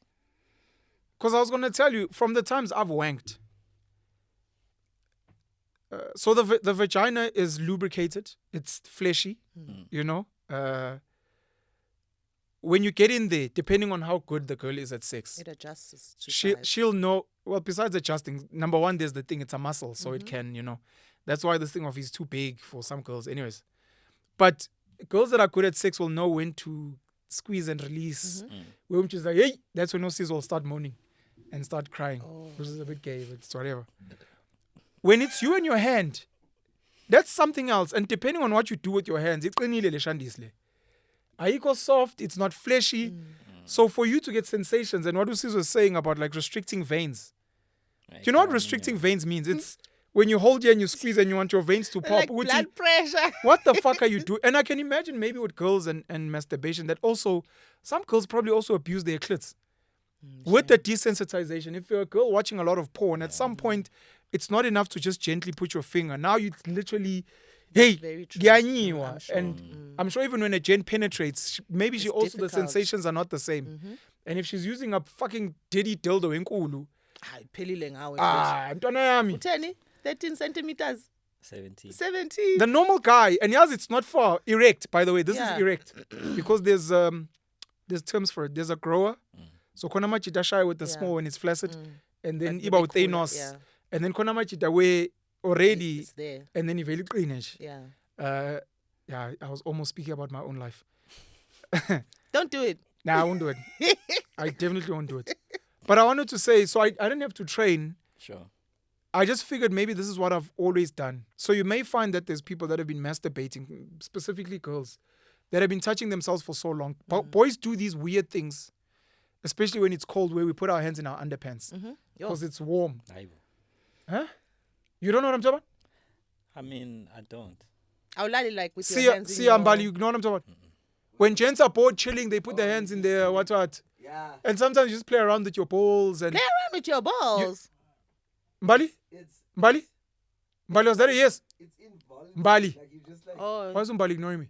Nah, he's just speaking. Is this Sorry, speaking? Sia. Yeah, it's like. You put your hands in, it's warm. Yeah. Sometimes you just play around, it's like marbles. Just play around with your balls. Okay, interesting. I'm just saying guys do that. And some guys young do that. boys, small boys, especially when they wake up. You don't know what I'm talking about. Small boys, when they wake up, they hear like, they put their hands in their undies. My sons do that. Nah, it's not a thing. So I'm just saying, maybe some of us have been touching ourselves in various ways. Sure. Which is not for a long time. masturbation. It may not be, but it may be stimulation of private parts. And then over time, maybe that's how you masturbate. And I'm saying maybe with me, I started off as a soothing sensation and it became stimulating. And then it got to a point where the stimulation would lead to You're like, oh, ejaculation. I was okay. like, oh, this is what I do. And I'm kind of okay with it. One So time, that's me exposing how I masturbate. Yeah, it's a lot. around the education of sexual education, and which involves like education of your private part also. So as a girl, there's so many, the vagina is such a complicated organ, you know, in terms of the types of underwear you wear, what type of soaps you use to wash it. Of which you shouldn't be know, using soap. Sorry. Of which Very you important. should not be Should using not be using any soap at all. all sorts of things that, again, I feel like we should have been taught this stuff, right? And I know growing up in high school, I used to get a lot of candida, which is thrush, typically called thrush. Yeast which is infection. Yeast infections. It's called candida. Yeah, candida. Oh, ngazo yeast infection. Yeah. And, you know, as much as I would tell my mom, I mean, I remember the first time I got it, I thought it was because I had done something, I don't know, but I thought they were going to assume Grinding. that It's all I the had grinding. had sex, Yeah. right? And so I kept it a secret, but that shit's itchy as fuck. Yeah. And now, you know, Or little girls. Little Sebo- girls also scratch their vaginas a lot. big time, yeah, Little girls, big time. they'll be sitting there watching a tablet and just just scratching, you know. some of them start fiddling with their. Yeah, because naturally, Like even you're a father of a daughter and my you're little feeling baby, orcs. he like plays with his baby. If it's in between washing, like nothing's Bamba, going but you on, don't say guys. It's not sexual, and again, we shouldn't think of it as a sexual thing, you know. But I remember, so just my journey with like understanding my private parts, and then reading a post by Moonchild, who's very open. Moonchild Sanele, she's very open about her sexuality. She's very open around like feminine things, right? And she put up this post around underwear, and I had been struggling, you know. All my cousins, they know, and I'm being open here because I feel like maybe there's another girl out there who's like going through a similar thing and has similar issues where it's like I always had like an odor or like something was always going on with my. I was never comfortable. In Odors jail. are sensitive. Yeah, They'll knock your like, fucking self-confidence. Sure, it was like I could never relax Yeah. until after I saw that post. I think I was like 26, 27. That's so old. realize how late in life That's it old. is, ne? And she puts up this post and she's like, ladies, don't mess with underwear that doesn't have a cotton situation on it, like all the satin nice stuff that you're buying at these underwear stores or whatever. Like that's not actually good for your pussy hygiene, like your vagina hygiene. And I tried it out and I had to inbox her and be like, you have just changed my entire life. Yeah. Do you know what I mean? And it's like, how is it that, so you're talking about things like sex ed, and in school we were not taught like that, ladies, it's a basic cotton. It's meant to be a basic. Yeah, it's meant cotton. Get underwear that breathes. has got cotton and breathes. It's breathable. Ideally, you shouldn't I mean? be wearing underwear. Ideally, but Yeah. in the world we live in, Yeah. you can't do that. But I'm just saying that like certain things are so basic, and so we end up hey, mfethu, round, and this whole conversation I feel like is a construct or is a result of that thing. Yoguti, there are no platforms for real education around what is happening with sex, with your sexual anatomy, with all of that stuff, with how you engage with porn. We're all just winging it, you know, and we all have children. I don't know if you've got children yet, but, you know, I know he's Not got yet. all the children. I have 3. Father Abraham. Father Abraham had many sons and girls. That's what's up. But, you know, I think it's something that we as parents need to be aware of, that it's not about that we need to have these conversations. Our kids can't be us, right? We have to be better than how we grew up. We have to be better than what our schools are even willing to expose our kids to, because our schools are not doing anything in relation to teaching our kids. I think even now they don't have sex ed Fandi One Even anymore. if they did have sex ed, it wouldn't go detail. So detail. again, guys will come to me and tell me their pee is sore. They were peeing blood. Yes. Things guys don't speak about. They don't talk about. Guys don't know that they're meant to check their testicles for cancer. You know, women check their breasts. Yeah. Men are meant to feel Check for their- lumps, Yeah. which means you're meant to know what your balls feel Feel like. like? There are guys that don't have drop balls, or they have one that's dropped. Lento khuluma ngayo, because I'm so passionate about healthcare and the body and what. Over the years, I've been almost like a student of females I've dated and understanding relationships end. Men leave you I don't know if people get divorced for things like odor. Mm-hmm. And a big part of it is pH balance. It's pH. It is. And it's pH literally, balance. it could be the soap you're using, Finished. which you shouldn't be using. Or the type of food you eat. The It's food like you're eating. garlic and things like that will cause an odor. You don't know. You don't know, and you smell. And you're now, like- as a chick, you're there. The guy's opening your legs, and you're uncomfortable, but you Yeah. don't understand. The and guy the wants to niggas go also down. like, The nigga won't say anything. Most men are considerate. Yeah, they don't say. They won't anything. say it. They'll bust a nut, but you'll never see them again. Mhm. And it's because there was an odor and they never said anything. Mm-hmm. And we're not safe with each other to say things like, hey, look, I think there was a bit of an odor. You're like, what the fuck do you mean? Mm-hmm. Do you think I fucking sleep around? And some of these infections, yeast infection, you've got bacterial vaginosis, Mm-hmm. you've got a lot of these things can be resolved in various ways. There are vaginas Easy. who react from clean, healthy sperm. Mm-hmm. As soon sperm comes and it affects the pH balance, it's like putting oros in water. And the type of water that's in the girl is like, hey. I always say that. And That's, she freaks out, and then all of a sudden she's got an infection. It's like you're sleeping around. You're like, I'm not. Like you're sleep. And Kampi, you cheated with this one chick, but I used the condom. It's not even that. It's just your sperm. When it gets into a vagina, it's like a foreign entity. a chemical reaction. So I always say that that's not your person. You know, as a girl, me and my friends, we talk about this. to That's say not your that person. As in, like, lo muntu loyo o hlangene naye who's gonna make your pussy stink. That sperm is not your sperm, baba. Like, because there's Ayikho sperm leyo out nto. there that is. I'm saying That it's is a real toxic. thing. There's sperm that is meant for you. Shouldn't vagina nuga is not for me, mos. I say koge. No, but Mele that's ngithole le different. fresh enuka No, njengama I'm just pages. saying that there's what you're saying that there's some sperm when it connects with a particular person, Yeah. it causes another. We're speaking spirituality now. No, I believe so. This thing you're raising, it's like literally you get with 5 men and this one guy just by a touch, you just come and that's where you'll be like, I think that's your spirit. No, you're talking about the spirit. this is not biology. This is spirit. Spirituality have to do with if I get into a room and there's a girl and my penis doesn't go up. That's the argument, right? It could be like, why did you not struggle? Why is sex with this lady? Why does it feel Because it's so so much easy. better? So similarly, I think to what you're saying, your body. It's like what we say about energy. Yeah. Now it's beyond energy. It's like when he touches me, I get turned off. But I'm not even dating Umbali. But when Umbali comes in the room, I just get so wet. I think Maybe there's a term. there's It's called pheromones. Yeah, pheromones. So similarly, and look, you may be Maybe. right. I'm just saying, biologically, if you come inside your woman and she gets an infection or whatever, it could be just her getting used to. That's why I'm like, you can work on it. Sure. But you may be right spiritually to be like, look, if you sleep with a guy, forget him bringing an STI or what. If your body for some reason Rejects it. is saying no, then he's Maybe not your guy. He's not your guy. But also, Hey, what's but we're interesting- playing on dangerous territory. Yeah, because I'm listening But I to think this it's a spiritual conversation thing. and I'm like, also we should be condomizing like Fandi One, really, right? Fandi Also, One what? Like we should be using No. condoms and not like going. You through. should only be having sex with your marital partner. Then But you don't need before, condoms. Married, People are not Huh? married. People People are are not married. married and Yes, they're having stop sex. having sex. Oh. Abstain. It's a sin. Says. We know the pleasure. Hey, let's not even talk about you. It's like, Shori, you've been married how many times, Ben? I'm tired of Just girls one. on Twitter. I'm fucking tired of girls on Twitter Saying what? and the expectations they have on men without taking accountability. Always big on not wanting to give wife benefits. And what? If he's not marrying you, don't give him her baby. Sorry, I oh, saw this is the something one. you were trolling If he's not going to someone. marry you, don't give him a baby.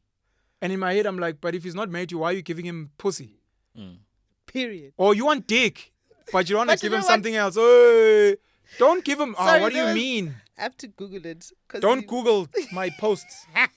I'm a different person on YouTube. Ah, you are. I'm a better I better just sent person. him a comment to say, how? Are you trolling this person? Says on Twitter, boy, the women that hate me, I've realized the women that hate me in the streets hate me because of Twitter. They don't watch my YouTube. They don't watch Convo. They don't watch the panel show. They don't watch Dope. If they ever see a clip or they see some of these pub clips where I'm like, me and the mothers of my kids and the money that I save, they hate me. They're like, we hate you. You're a fucking misogynist. What? I'm like, go watch my real stuff, man. Yeah, people Fuck. don't like you really much. No, they don't like themselves. Women and accountability and things. Can I raise something? Raise something. to put on the table for Puti. We're going to be closing soon. I really had something to say about the gender. Well, I wanted to ask Sizwe if he believes in old school gender roles. Oh, ask him. And then ask about the socialization. 2 questions before Nosisi hits and we close off. Yeah. Yeah, forget one, bro. Hey. You know when I rewatch our episodes, I also get tired at some point. You get tired? I get tired of watching and listening. So I imagine the audience. I really think the sweet spot is 1.5 hours. Huh? Insider's perspective. Insider's perspective, Ganjan.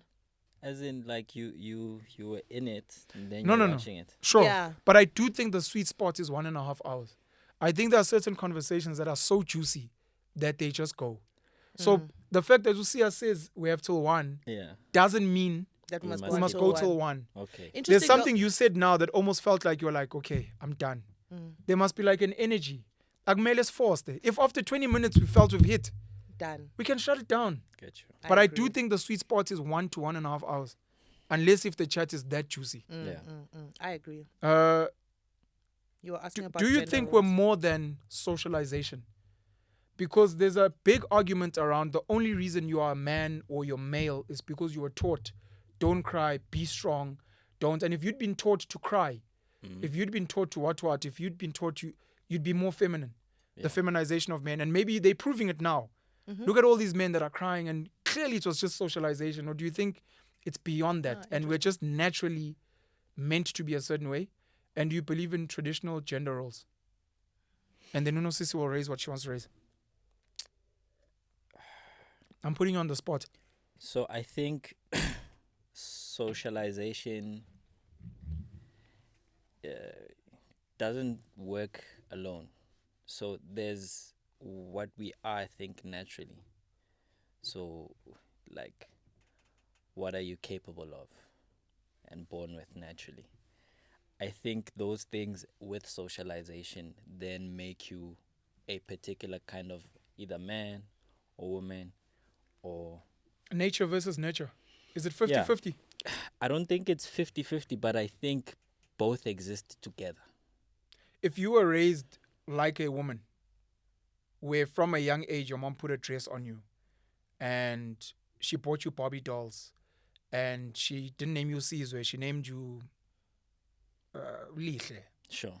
And everything else. And you hung around girls and you're always around your mom. And anytime you wanted to watch an action movie, she's like, hey, don't watch that. Yeah. And do you think you would have been more feminine? Or do you think nature would have kicked in and you'd been like, nah. It's like raising a lion amongst sheep. And at some point, the lion starts biting its mates. Like, hey. Yeah. What are you doing? Like, hey. Yeah, I just played around. I come from a background that's predominantly female. So female persons. My mother has 5 sisters. Yeah. Who are younger than her. And then I think the last 3 between myself and them is like an 10-year gap. They're almost your sisters. Right. And then also my cousins from my dad's side. Abaningi. Mostly female. Mostly female. So growing up, I've had those sensibilities. But then the male person that I am, at face value, soft guy. Sure. Right? You come across as soft generally. And safe. Yeah. Which is a good thing, by the way, in the world. So I have that part, that side to me. Yeah. But I also have a very hyper masculine side to me. I'm very hyper. I'm into like batini. I'm an adrenaline junkie. Okay, I can attest to that. You've got plates and shit to prove it. You know, Sizwe's got plates in his legs. Ooh, Terminator. So I've got that thing in me. Where do you think that's natural? It wasn't socialization. Yeah, I think that part of me expresses itself naturally. In that, I find myself in spaces where people go, "Well, now this soft guy, what are you doing there? You know So I think, to a certain extent, he's also a DIY guy, like your gent, by the way. Oh yeah. Yeah. So, he sees things broken and he just starts fiddling. You know, so it's like maybe at a certain point in life, the natural sort of side to you will show itself. Like maybe in my sort of context, I think hence my going to a boys' school. I got frustrated when I was in grade 7 because I felt like this for me is just not it. Like, we're made to be more very like guarded as boys. Sure. You wanted to go show your pubes to other boys. You were like, this is not the place. Therefore, sorry, I thought that's where we were going. My bad. No. Keep it moving. You know? So I was craving sort of my... Did you grow up with your father? Yeah. Okay. You weren't craving masculinity. You craved a masculine space at school. Yeah, I crave more of a masculine environment. Okay. I grew up with a father who is very masculine. Yeah. So who wanted to have me around him when he's working on cars and all of those things. But it's like, because in my socialization, because it was predominantly female, right? It created this friction. But then I got to a point in my life where I was like, no, man, I'm going that way. So then I asked him, can you please put me in a boys' school? Yeah. Because that's where I belong. And then I think I found my true natural self, which is a hyper masculine person, but I don't present like that. Sure. Because I also understand that can be it's too much for some people. Hyper masculine. Yeah. Hyper masculine is too much for everyone. It's the reason why men respect each other. Or we know our capabilities. Yes. That's why when women get violated, some guys, without saying it, will want to know what happened. Because we understand that whatever she did, I could have also done, and I would have gotten the same outcome. If I'd done what she'd done, at least because what this lady did, she smashed his favorite car.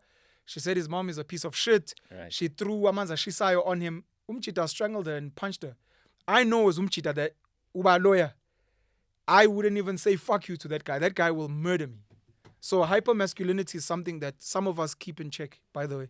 Yeah. As gents. It's very dangerous. So what was the other part? The other part is, do you believe in traditional gender roles? I believe in traditional gender roles to an extent.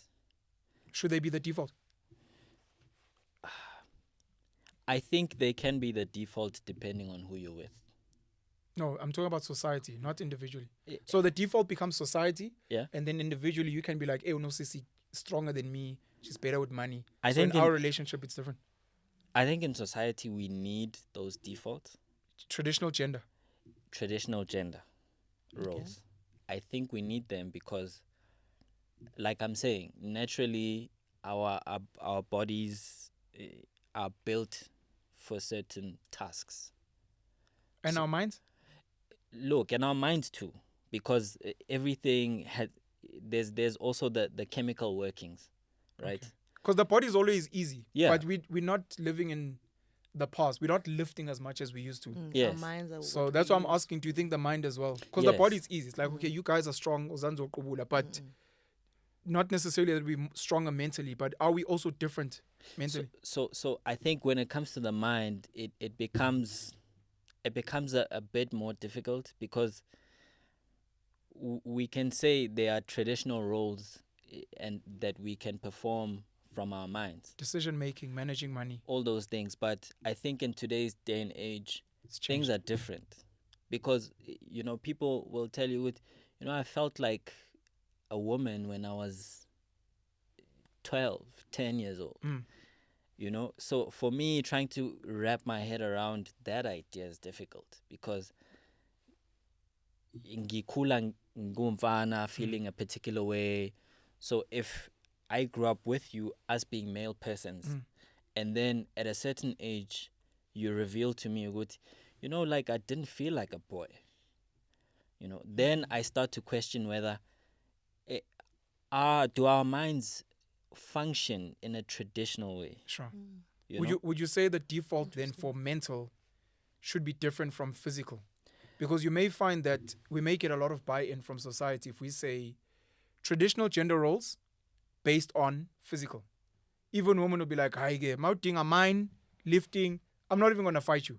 Let the men do it. Or any woman who is strong enough. But then mental, which might be what we're actually debating. Mental, it's like, no, we need to change it or it has changed.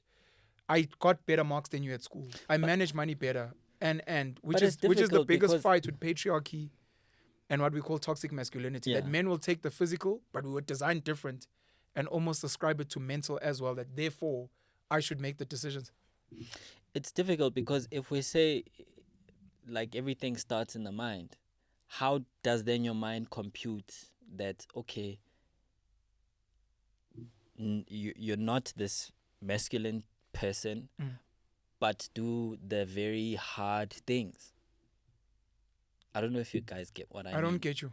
So what I'm saying is... You're asking us to assume everything starts in the mind. Look, what I'm saying is that Angiti, on a chemical level, thoughts then become... reality. Actions. Yeah, reality. So if I perceive myself as a feminine person, soft, hard labor is not for me, and I'm in a male person's body, how do I translate that thing? Yoguba, very physically oriented, but mentally not. Isn't that what we're dealing with now? With Bruce Jenner, so Caitlyn. Yeah. Caitlyn Jenner, isn't that what it is now, where it's, or rather, maybe this is what I'm trying to get to, that maybe we should allow people to be mentally something else, but physically something else. So we acknowledge that you identify as a woman, but we won't allow you into the woman's bathroom because you're physically a man.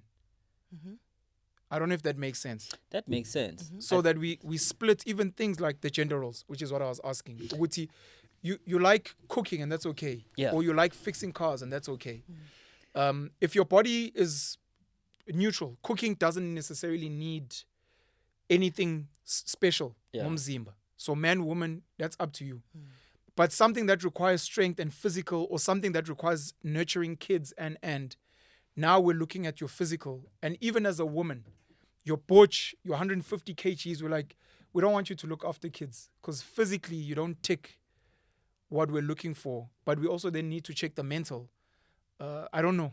I'm not sure if I'm losing myself. I think, but the split of the physical and the... I think for me, that's why it's difficult to give an answer that's general. Because I don't think we live in a world that is...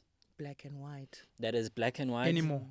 Because in the past, your physical was more important. I think, yeah, because... It's become less important but now. I don't think that was in the past. It was... It's that this other stuff didn't exist. It did exist. It's just that it wasn't spoken about. So like someone like a Bruce Jenner who like lived through the 80s where certain things were not spoken about. But as soon as he lived in an existence which started to speak to what he's going through, he then was able to even articulate what he was going through. So not to say that it never existed though. That's all I was trying to say. Because now there's a preference, Angiti, of the individual experience more than over the group. Yeah. So when I speak about in the past, you're 100% correct. I'm speaking more when you ask a question in the 50s, in the 1800s of gender roles, a lot of the work we did was intricately tied to our physicality. Yeah. We need to go hunt, so we need someone faster, stronger. We need whatever else, so we need someone softer, we need someone shorter, we need someone taller. Today, when we speak gender roles, we're in a world where we have machines. So a woman can mine, can build, can hunt, can shoot from the comfort of her home using her cell phone. So it's like, you can't say, why are you shooting? This is for men. It's like, oh, the guns we use are drones. So they don't need heavy lifting. The mining I do from a gadget.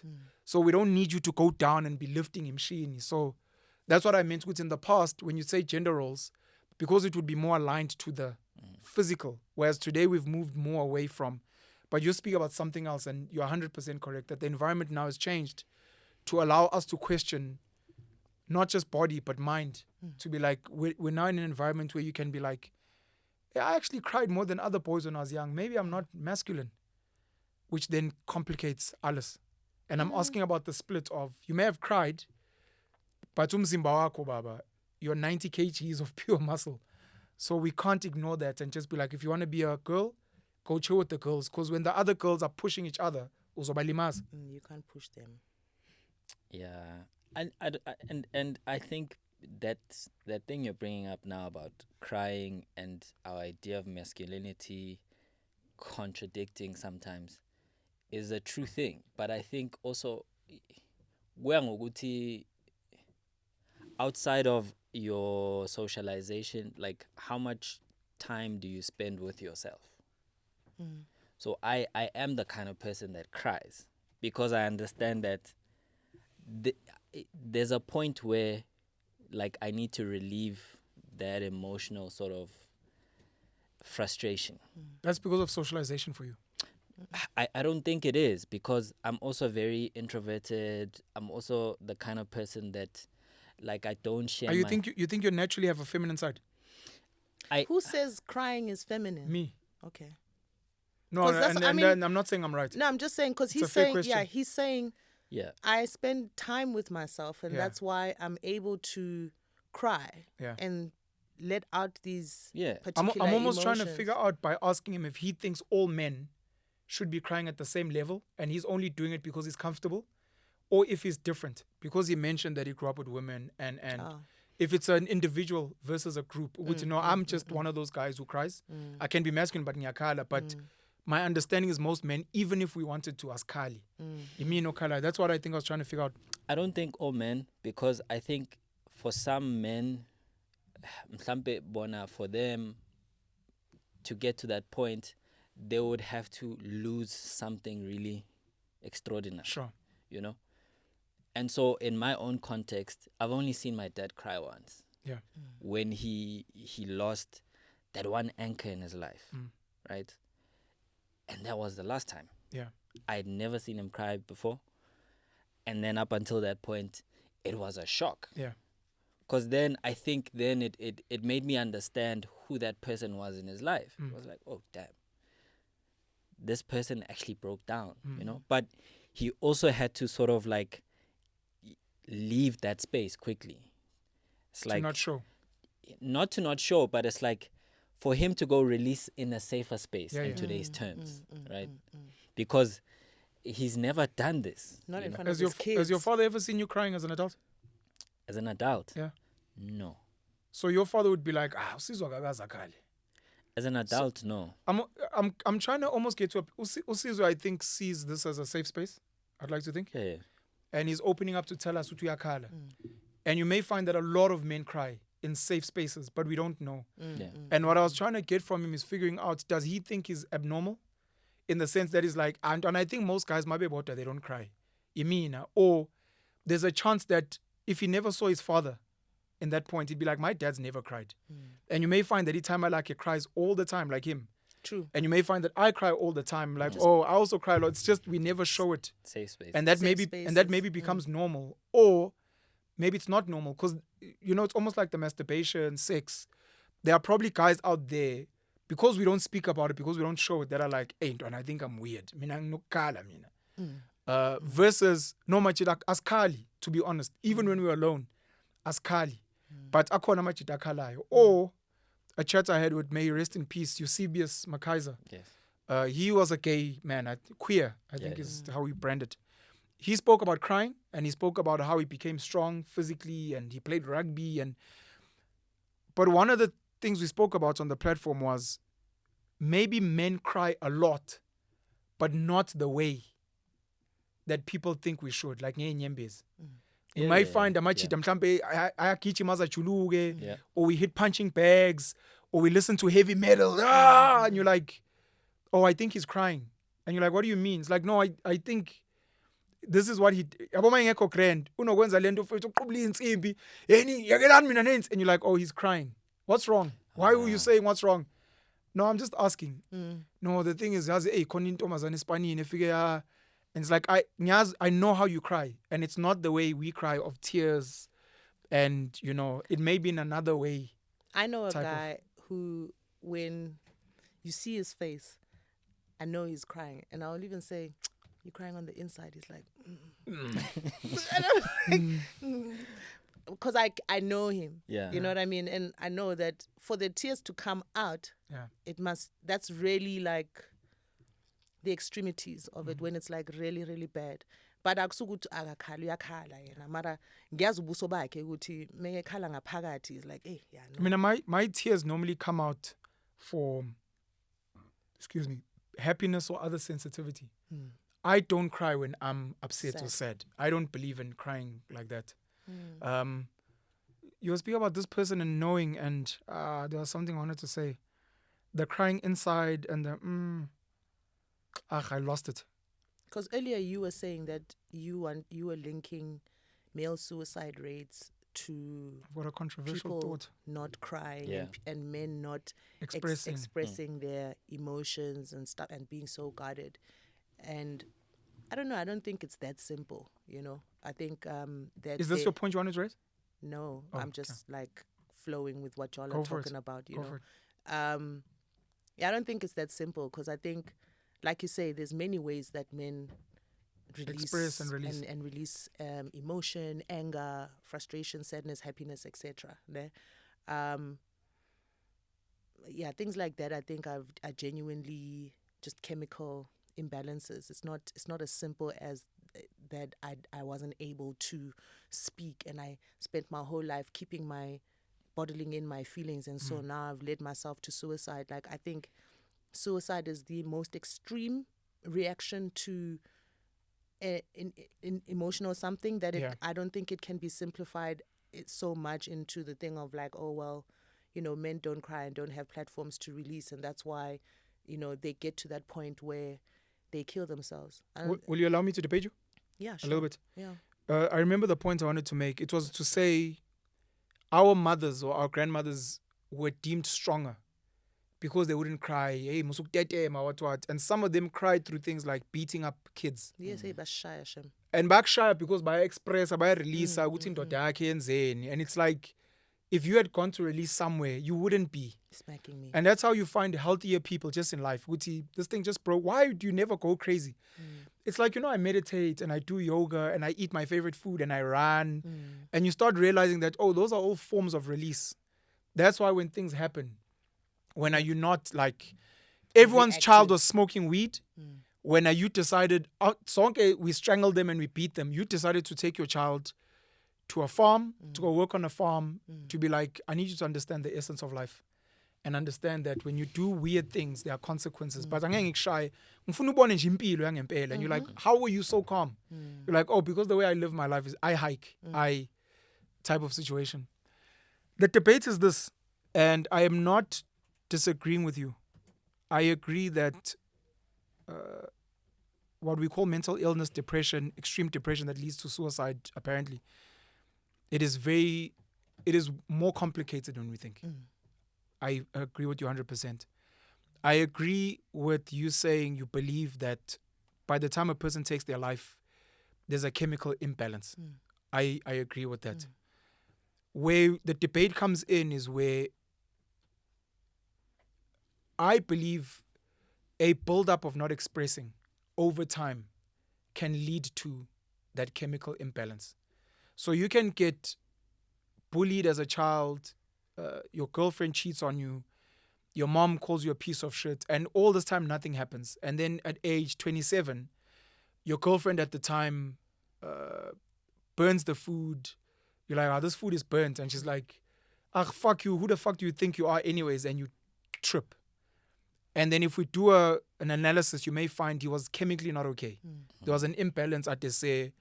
I think we must also consider that they could have been, it may have just been a freakish, isolated, but there could have been a build-up where for so long you've kind of been taking things that one day an incident happened. And it just so happened that on that day, when your brain broke, I call it breaking of the mind. When your brain broke, you decided to go fetch a rope, you took a chair, you got on top, and then it's like, and people are like, how and you'd be like, hey guys, it's an isolated chemical imbalance. I'd be like, I want to know everything else. If we can audit everything and you're like, he was happy, I'm like, okay, I'll conclude with you that it was isolated. But if it's going to be like, no, this guy always wanted to be a dancer and now he's in the bank and he hated being a bank, he'd always be like, I fucking hate corporate, what. And then there was a girl he wanted to be with that broke his heart. He's with this chick that's always telling him, but we're not rich like your friends. And I think we need to consider some of these. Who was he speaking to? Or how was... It's not even speaking, because that's always easy. How is he processing the question is, how are we processing? How are we processing life? How are you expressing? How are you expressing? Just in life, whatever it is you're experiencing. Are you podcasting? Are you a cyclist? Are you a runner? Are you a musician? Do you box? Are you a pastor? How do you express? What do you mean express? No, Ntwana, we're all living life, but how are you to keep a journal? Like, how do you express? You need to. How do you express anything? No. Really, a lot. I'm like, okay, that's probably how. And maybe I'll add this. This is going to be my parting, and I'd like you guys to close. I don't do it enough, and I'm very sad. I really think speaking to yourself is like a hack to life, out loud. This is just my suggestion to people out there. It is stupid, it is crazy, but like crying alone or crying in a safe space, wherever that may be, I think literally as if you were someone else, talking to yourself out loud is a hack. I probably do it once a month. I would love to do it. Every now and then when I'm driving, you like this one? You must be careful. No, I do that. But yeah. It's weird because it's actually an out of body experience when you do it properly. I don't know what psychedelics. I don't know what psychedelics do to people. I've never done it, and there's a lady who suggested. It's not a lady who I'm intimate with who suggested, I'd like you to go on a psychedelic. I'm like, hey. I'm like, my biggest fear is if I enjoy it, and I don't even want to try that out. It's not addictive, so it's fine. My biggest fear is not coming back. It's not addictive, but I've been doing it for 10 years. Whatever. It's not addictive. It's not addictive, but I've been smoking since I was 6. These are tools. Yeah, they are tools, anyway. It depends on dope conversations. Do you think you're doing the right thing? And I'm not sure. Like, is like, I want a light space where people can just chat about, like, but do you think what you're doing, I don't know, because the other thing about podcasting, those type of chats to yourself, I don't know, if you'll be like, have third personality. You know, top conversations you know. I think you got problems. I think maybe we need to reel it back in. It's like, whoa. Hey, because we're going somewhere. But for me, maybe this is also just a note to self. Talk to yourself in terms of expressing. Just chat, be like, Donna, what happened? Donna, she broke my heart. She fucking cheated, that bitch. Mind you, what do you think? Donna, to be honest, what I'd like to do is fucking strangle her and throw her against the wall. But Donna, you know society today doesn't allow that. But Donna, we're still animals. You don't do it because of society, not because it's wrong. Yeah, it's like, that's the third society voice. Doesn't... Oh, that's the third voice. We shout out to like, hey, when a feminine penzo, chill there. When a feminine penzo with your wokeness, I'll relax. That guy was like, just slap her on the face a little bit. James Bond. Remember the original James Bond? What's his name? That white guy. Sean Connery. Connery. Like, just slap your woman in the face. It was like a normal thing. I heard one of the gents I went to varsity with. These are things guys say in safe spaces where we're asked to call each other out. But he was like, Mlojo, my better backhand. Just to make you say. Imagine. I'm like, huh? Imagine. He's like, no, I'm shy. I'm like, I won't say any. It's just enforcing respect. Wow. Just a quick backhand. That's crazy. I'm like, Donna, we can laugh about it now, me and you. But Donna, you know life, it's not right. IRL. But I can tell you, my brother Vincent believes in that for men. What? Just to tell you someone ngoba sengathi uyaphapha. Usuphapha. No, uthi nina relax. Usiya's gonna get us in trouble. Yabo futhi uyaphapha in a club. Uyaphapha in a club. We also get the Nigerians. Now fuck these niggas and they in our country. Hey. We'll slap you. Hey, Donna. Calm down. What's on, man? Calm down. Come on. Now, why did you slap me? Hey, Kevin Hart. Kevin Hart. Calm down. Kevin Hart. Okay, look. Maybe next time, though, they mustn't disrespect us like this. Sure, no, they mustn't. But let's go home and be safe and have a good time. Please. So obviously, some guys take it across the gender spectrum. And they're just like, hey, Nosisi Ngakane, it's going to get us in shit. Hey, I love you. You're my wife. Calm down. But babe, the thing is, fuck. And and you're like, hey, Nosisi, calm down. What do you mean calm down? Or you becoming like those, hey. So that guy believes in, I don't. That guy's like, except backhand, it's hey. Not okay. Excuse me, hey. Not okay. It's not okay. It's not okay. So far.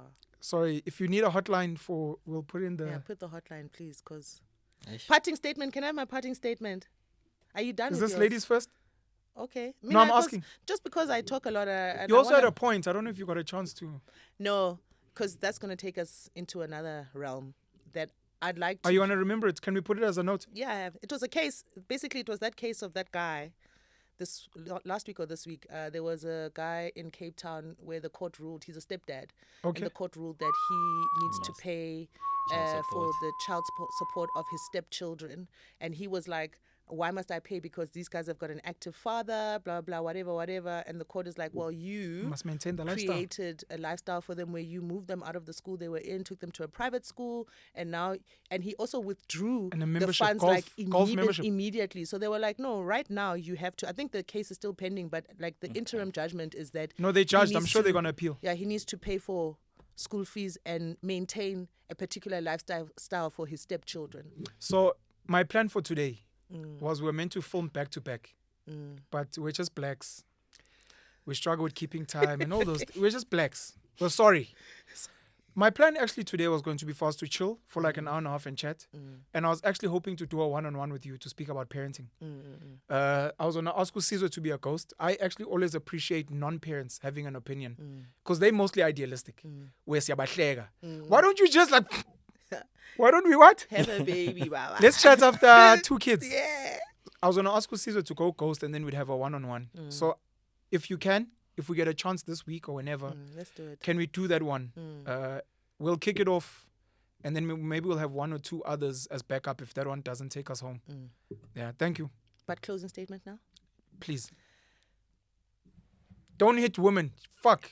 I mean... Do not lay your hands on women. Like obvious. What I say to men is forget her. Forget the fucking bitch. She deserves a slap and all those things. I don't want you to land up in jail. I don't want you to be branded in society where you can't get a job. So do it selfishly. I would have hit her, but selfishly, I don't want to be in jail. I don't want her father to come beat me up.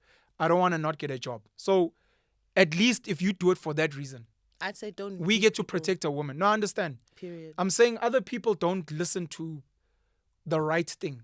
So it's like, okay, forget the right thing. I'm saying for you, don't do it for you. Because there are a lot of, the thing of beating up women is actually a lot more, I mean, I guess what I might be saying is super ignorant in the sense that it depends on the circle that you're in, right? Yeah.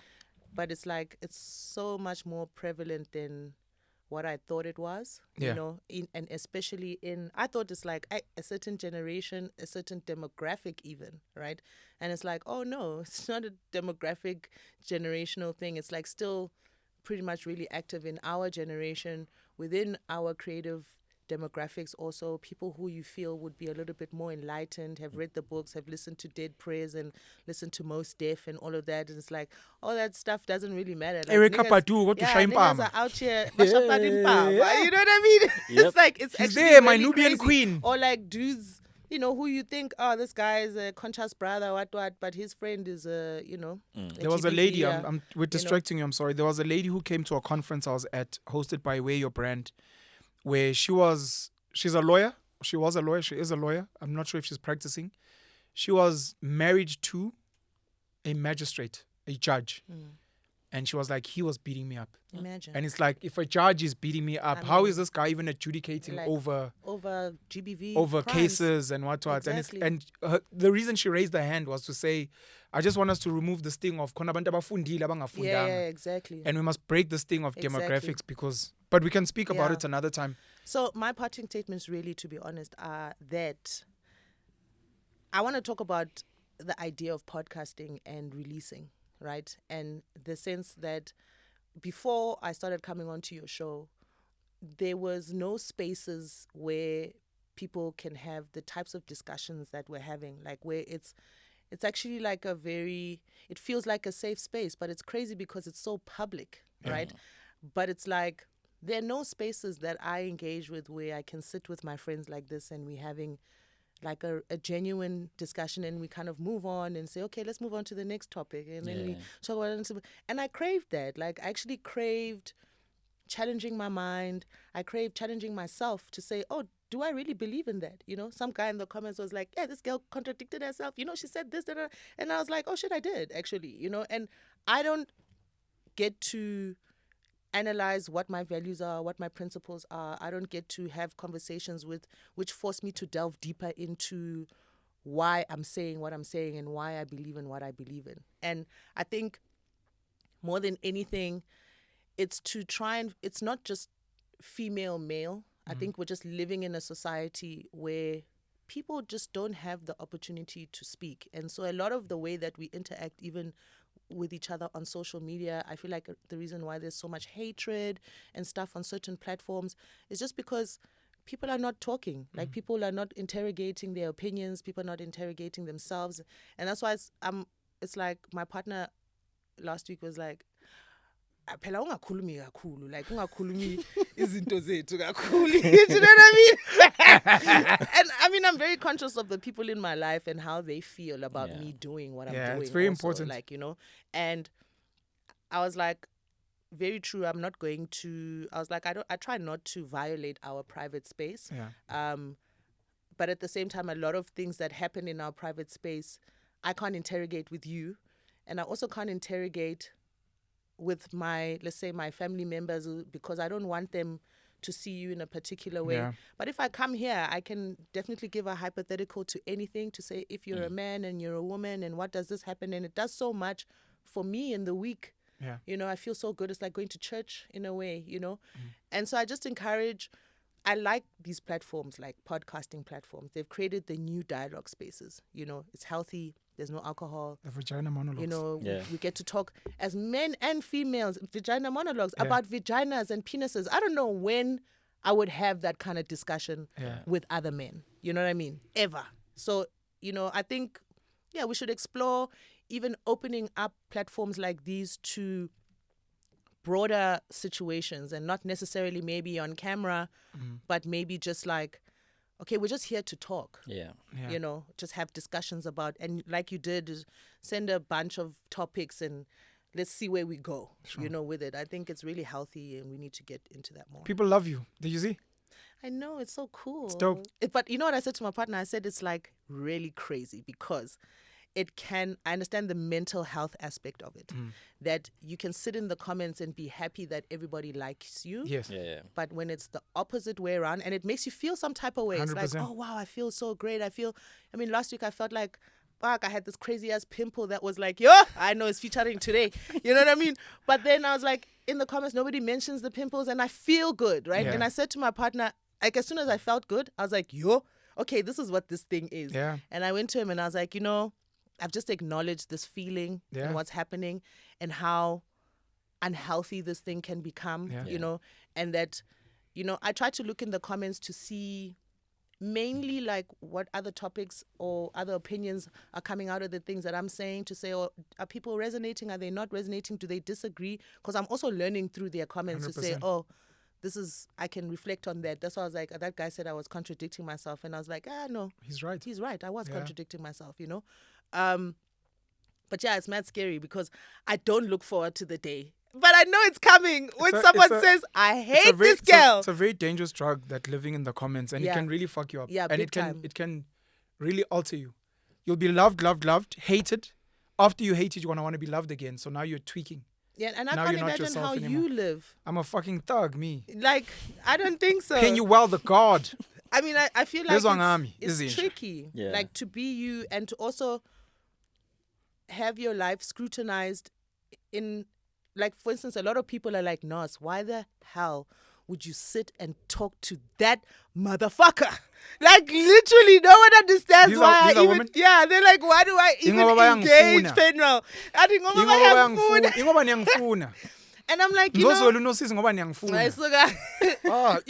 I think it's dope. I'm like, because he is such a polarizing character, that he is brave enough to live his existence, you know? And I don't want to sit with people that everybody likes, or people are comfortable with the way their opinion and what they feel. I do want to sit with people that are going to even make me question like what I believe in. And, you know, there's many things I don't agree with your life, you know, but that doesn't take away from you being a good person. I'm an amazing person. And an incredible person. Come It's on, like, man. I'm an amazing person.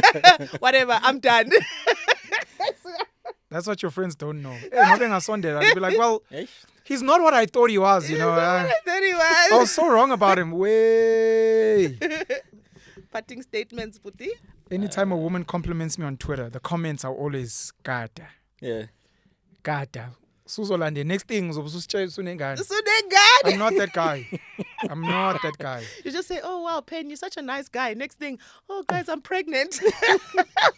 He's not that bad. Hey, boom, 9 months later. He's not that bad. That is hilarious. Sizwe Dube, thanks for visiting us today, bro. No, shout out. I hope you'll visit more. Yeah, definitely. I think Amped is dope, man. Amped is too dope. Shout out to Amped Studios. Yeah. Siyamangena Mbali. Sobegwa. Mbali Sobegwa. Thanks, Holmes. Yeah, and shout out And the to rest of the guys. team, sorry. Yeah, shout out to the guys at the back. They're doing their thing. They make this thing happen, you know. But I think just for me, in closing, I think it's dope when you are present in your life in that you see like igaba or like so. Just to realize that okay, like yeah, pambili, you know. And to what Nosisi said about her realizing some of the contradictions, I think people must lean into those things so that they can learn more and be more nuanced, because we are contradictions as human beings, you know. And I think for me, just like experiencing life more, it's like I see myself as the asshole, the good guy, like just the whole spectrum, you know. And I think that makes my life richer, because then as much as I try to not judge, I'm capable of doing it. And I probably do it more often than I think I don't do it. So, yeah, just be present, you know, as a person, as difficult as that may be.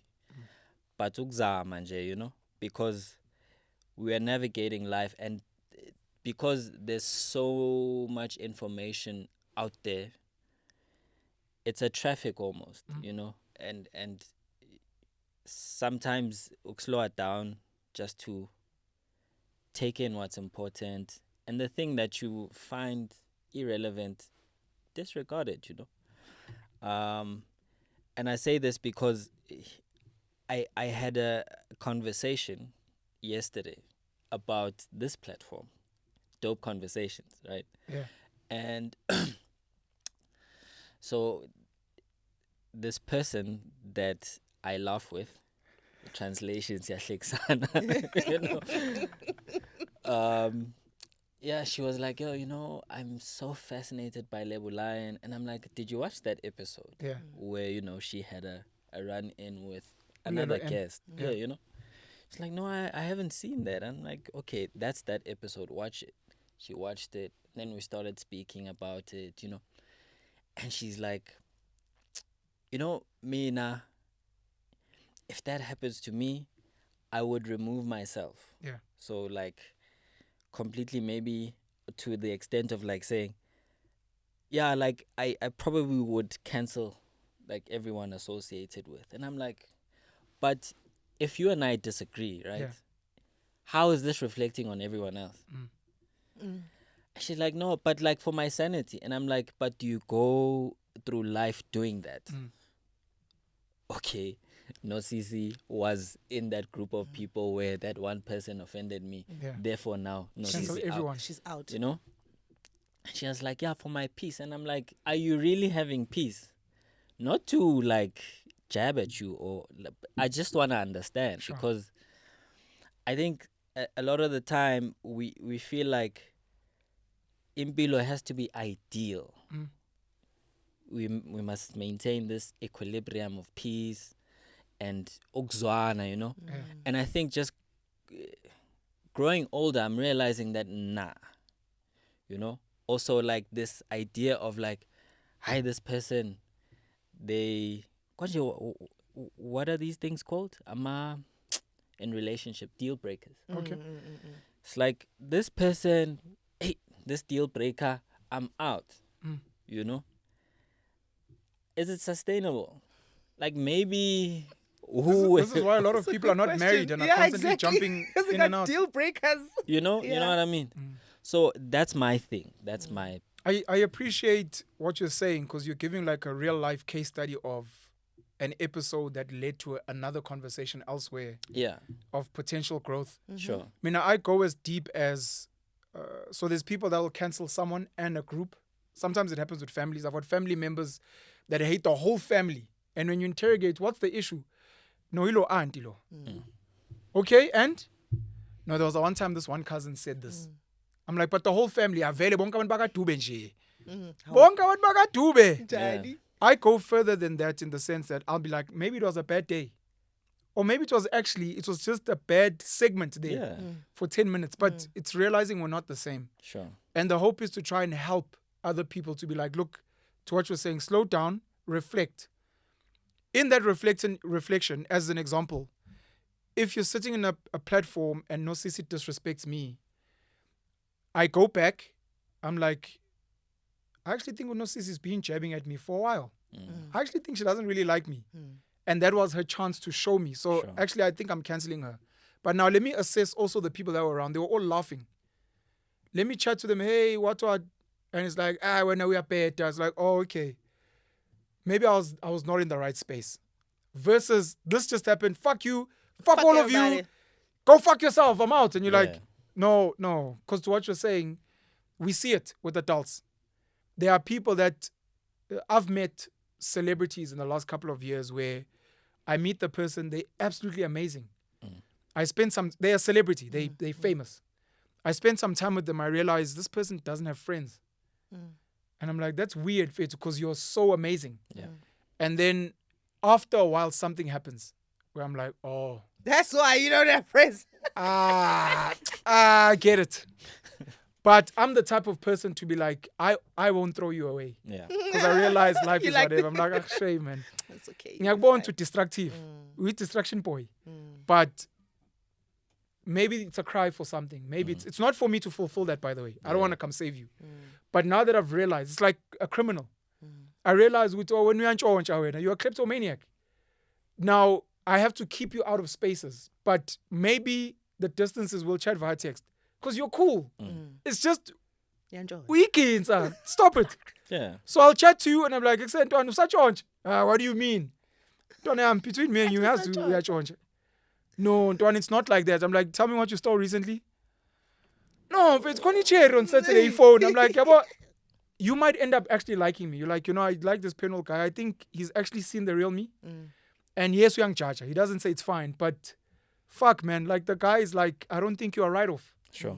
It's just fuck you and you're stealing. Or fuck you and your temper. Or you think you're hot, but you're not the hottest. And you think all these guys are trying to fuck you. No. No. We have a poor type of. So, no, thank you.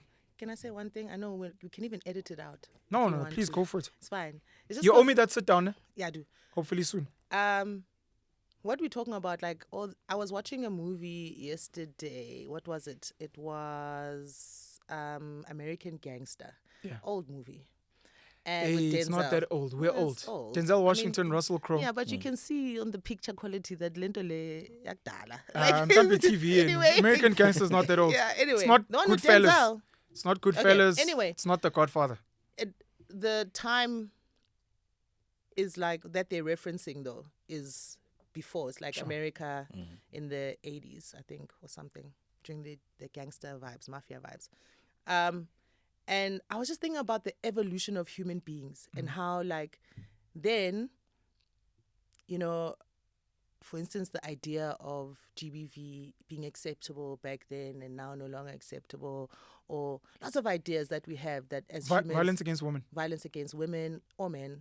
No, but mainly are men. You speak about violence against women specifically. Yeah. But just the way that we used to live, what society deemed normal, not normal, and how now we're in this weird phase where no one really knows what it is to be a man or a woman anymore. And I feel like we're going through an evolution, and when you're in that point, it's like the state of confusion. It's like when everything's and it's like it's even as a human, when your life is about to transcend into a new space, you either go through like extreme lows or like things seem like they're falling apart in your life. Yeah. But in fact, it's just prepping for this next phase. And I feel like that's where we are as humans. The way we are so specific about categorizing and the way we think through everything right down to who am I? You know, the sense of we are now in a individual analysis as opposed to the group analysis that I do look forward to seeing, a bit scared, but I look forward to seeing like the other side of like, what is this all about? Like, why? Why are we in this like the age of interrogation or fact finding or whatever, you know? Yeah, I think it's interesting. We must drive that other side, by the way. It's just my request. Uguti, we must make it happen. We must intentionally decide where we end up after the mess, because other people normally decide, and I'm saying us, Njobasila. Get you. We must be involved in the decision and not be like, hey, you remember when they changed This law. Do you remember in schools you're like, no, but nani gupi? Like, you know, we were all confused, yeah, but why did you not at least say something? Say something. Yeah. So like exactly. Two things. One, I heard on the news last week that the UK has got has set distance parameters at abortion clinics. So I think it's like 100 meters from the entrance. They've created barriers so for women to be able to walk in, because they're like protesters that now are attacking abortion clinics and not allowing women to go in. And I don't know if you guys have watched A Handmaid's Tale. I haven't. But it's like we were also entering into this age where it's like personal freedoms are no longer a thing, and there's like these extremist right-wing groups who are trying to dictate what society should be like. But I found that interesting. And again, also the idea of schools. And when you say dictating, I'm just saying, like, just putting them there to say with schools. Also, we were talking with a friend of mine last week around how us as Black people don't intentionally drive our kids' schools to where we want them to be. Yeah. You know, and we look at traditionally white schools where the SGBs very active in making sure that there's an additional teacher for art or drama, or there's like extra sports and nicer camps, etc. And we as Black people, the more successful we become, we want to just jump into a situation. Yeah. We're like, oh yeah, no, my son goes to a school where they have rowing, you know, and it's like, why don't you turn the school lekasi? Sizwe was a rower. Was he a rower? Oh, okay. You know, and why don't we turn our schools into schools that have rowing? Why are we moving out of the hood, taking our kids out of the hood schools and moving to schools that have already got resources? And we've got all these other schools with parents who are now successful but choose not to reinvest in, because we want to join a narrative as opposed to create a narrative, you know. Shout out to Sizwe Ngakane, shout out to Dr. Judy Dlamini. They're a married couple. They created Future Nation schools. Have you been to the open day? It's on the 24th, isn't it? That's tomorrow. Why would you go to the open day? Wait. Is it tomorrow? Yeah. No. Heritage Day Heritage on a holiday? Day, yes. Yeah. Are you sure? That's what I was told. Okay, we're going. But anyway, shout out to them. Just on what Future you're saying, Nations, because it's the idea of building schools that you fantasize about. But the more important thing is, you spoke about art drama. If you believe in African spirituality, African history, it takes you and a bunch of parents going to the SGP and saying, look, we'll raise the money, even if it's once a week. Yeah. We'll teach you a figure to these kids at the them. hall, and some kids that are not doing life orientation or whatever are going to come and just listen because that's what we want, type of situation. I think that's it for the week. Dope conversations. Shout out. Split it up in 3. Yeah, Mutimu. You guys have been closing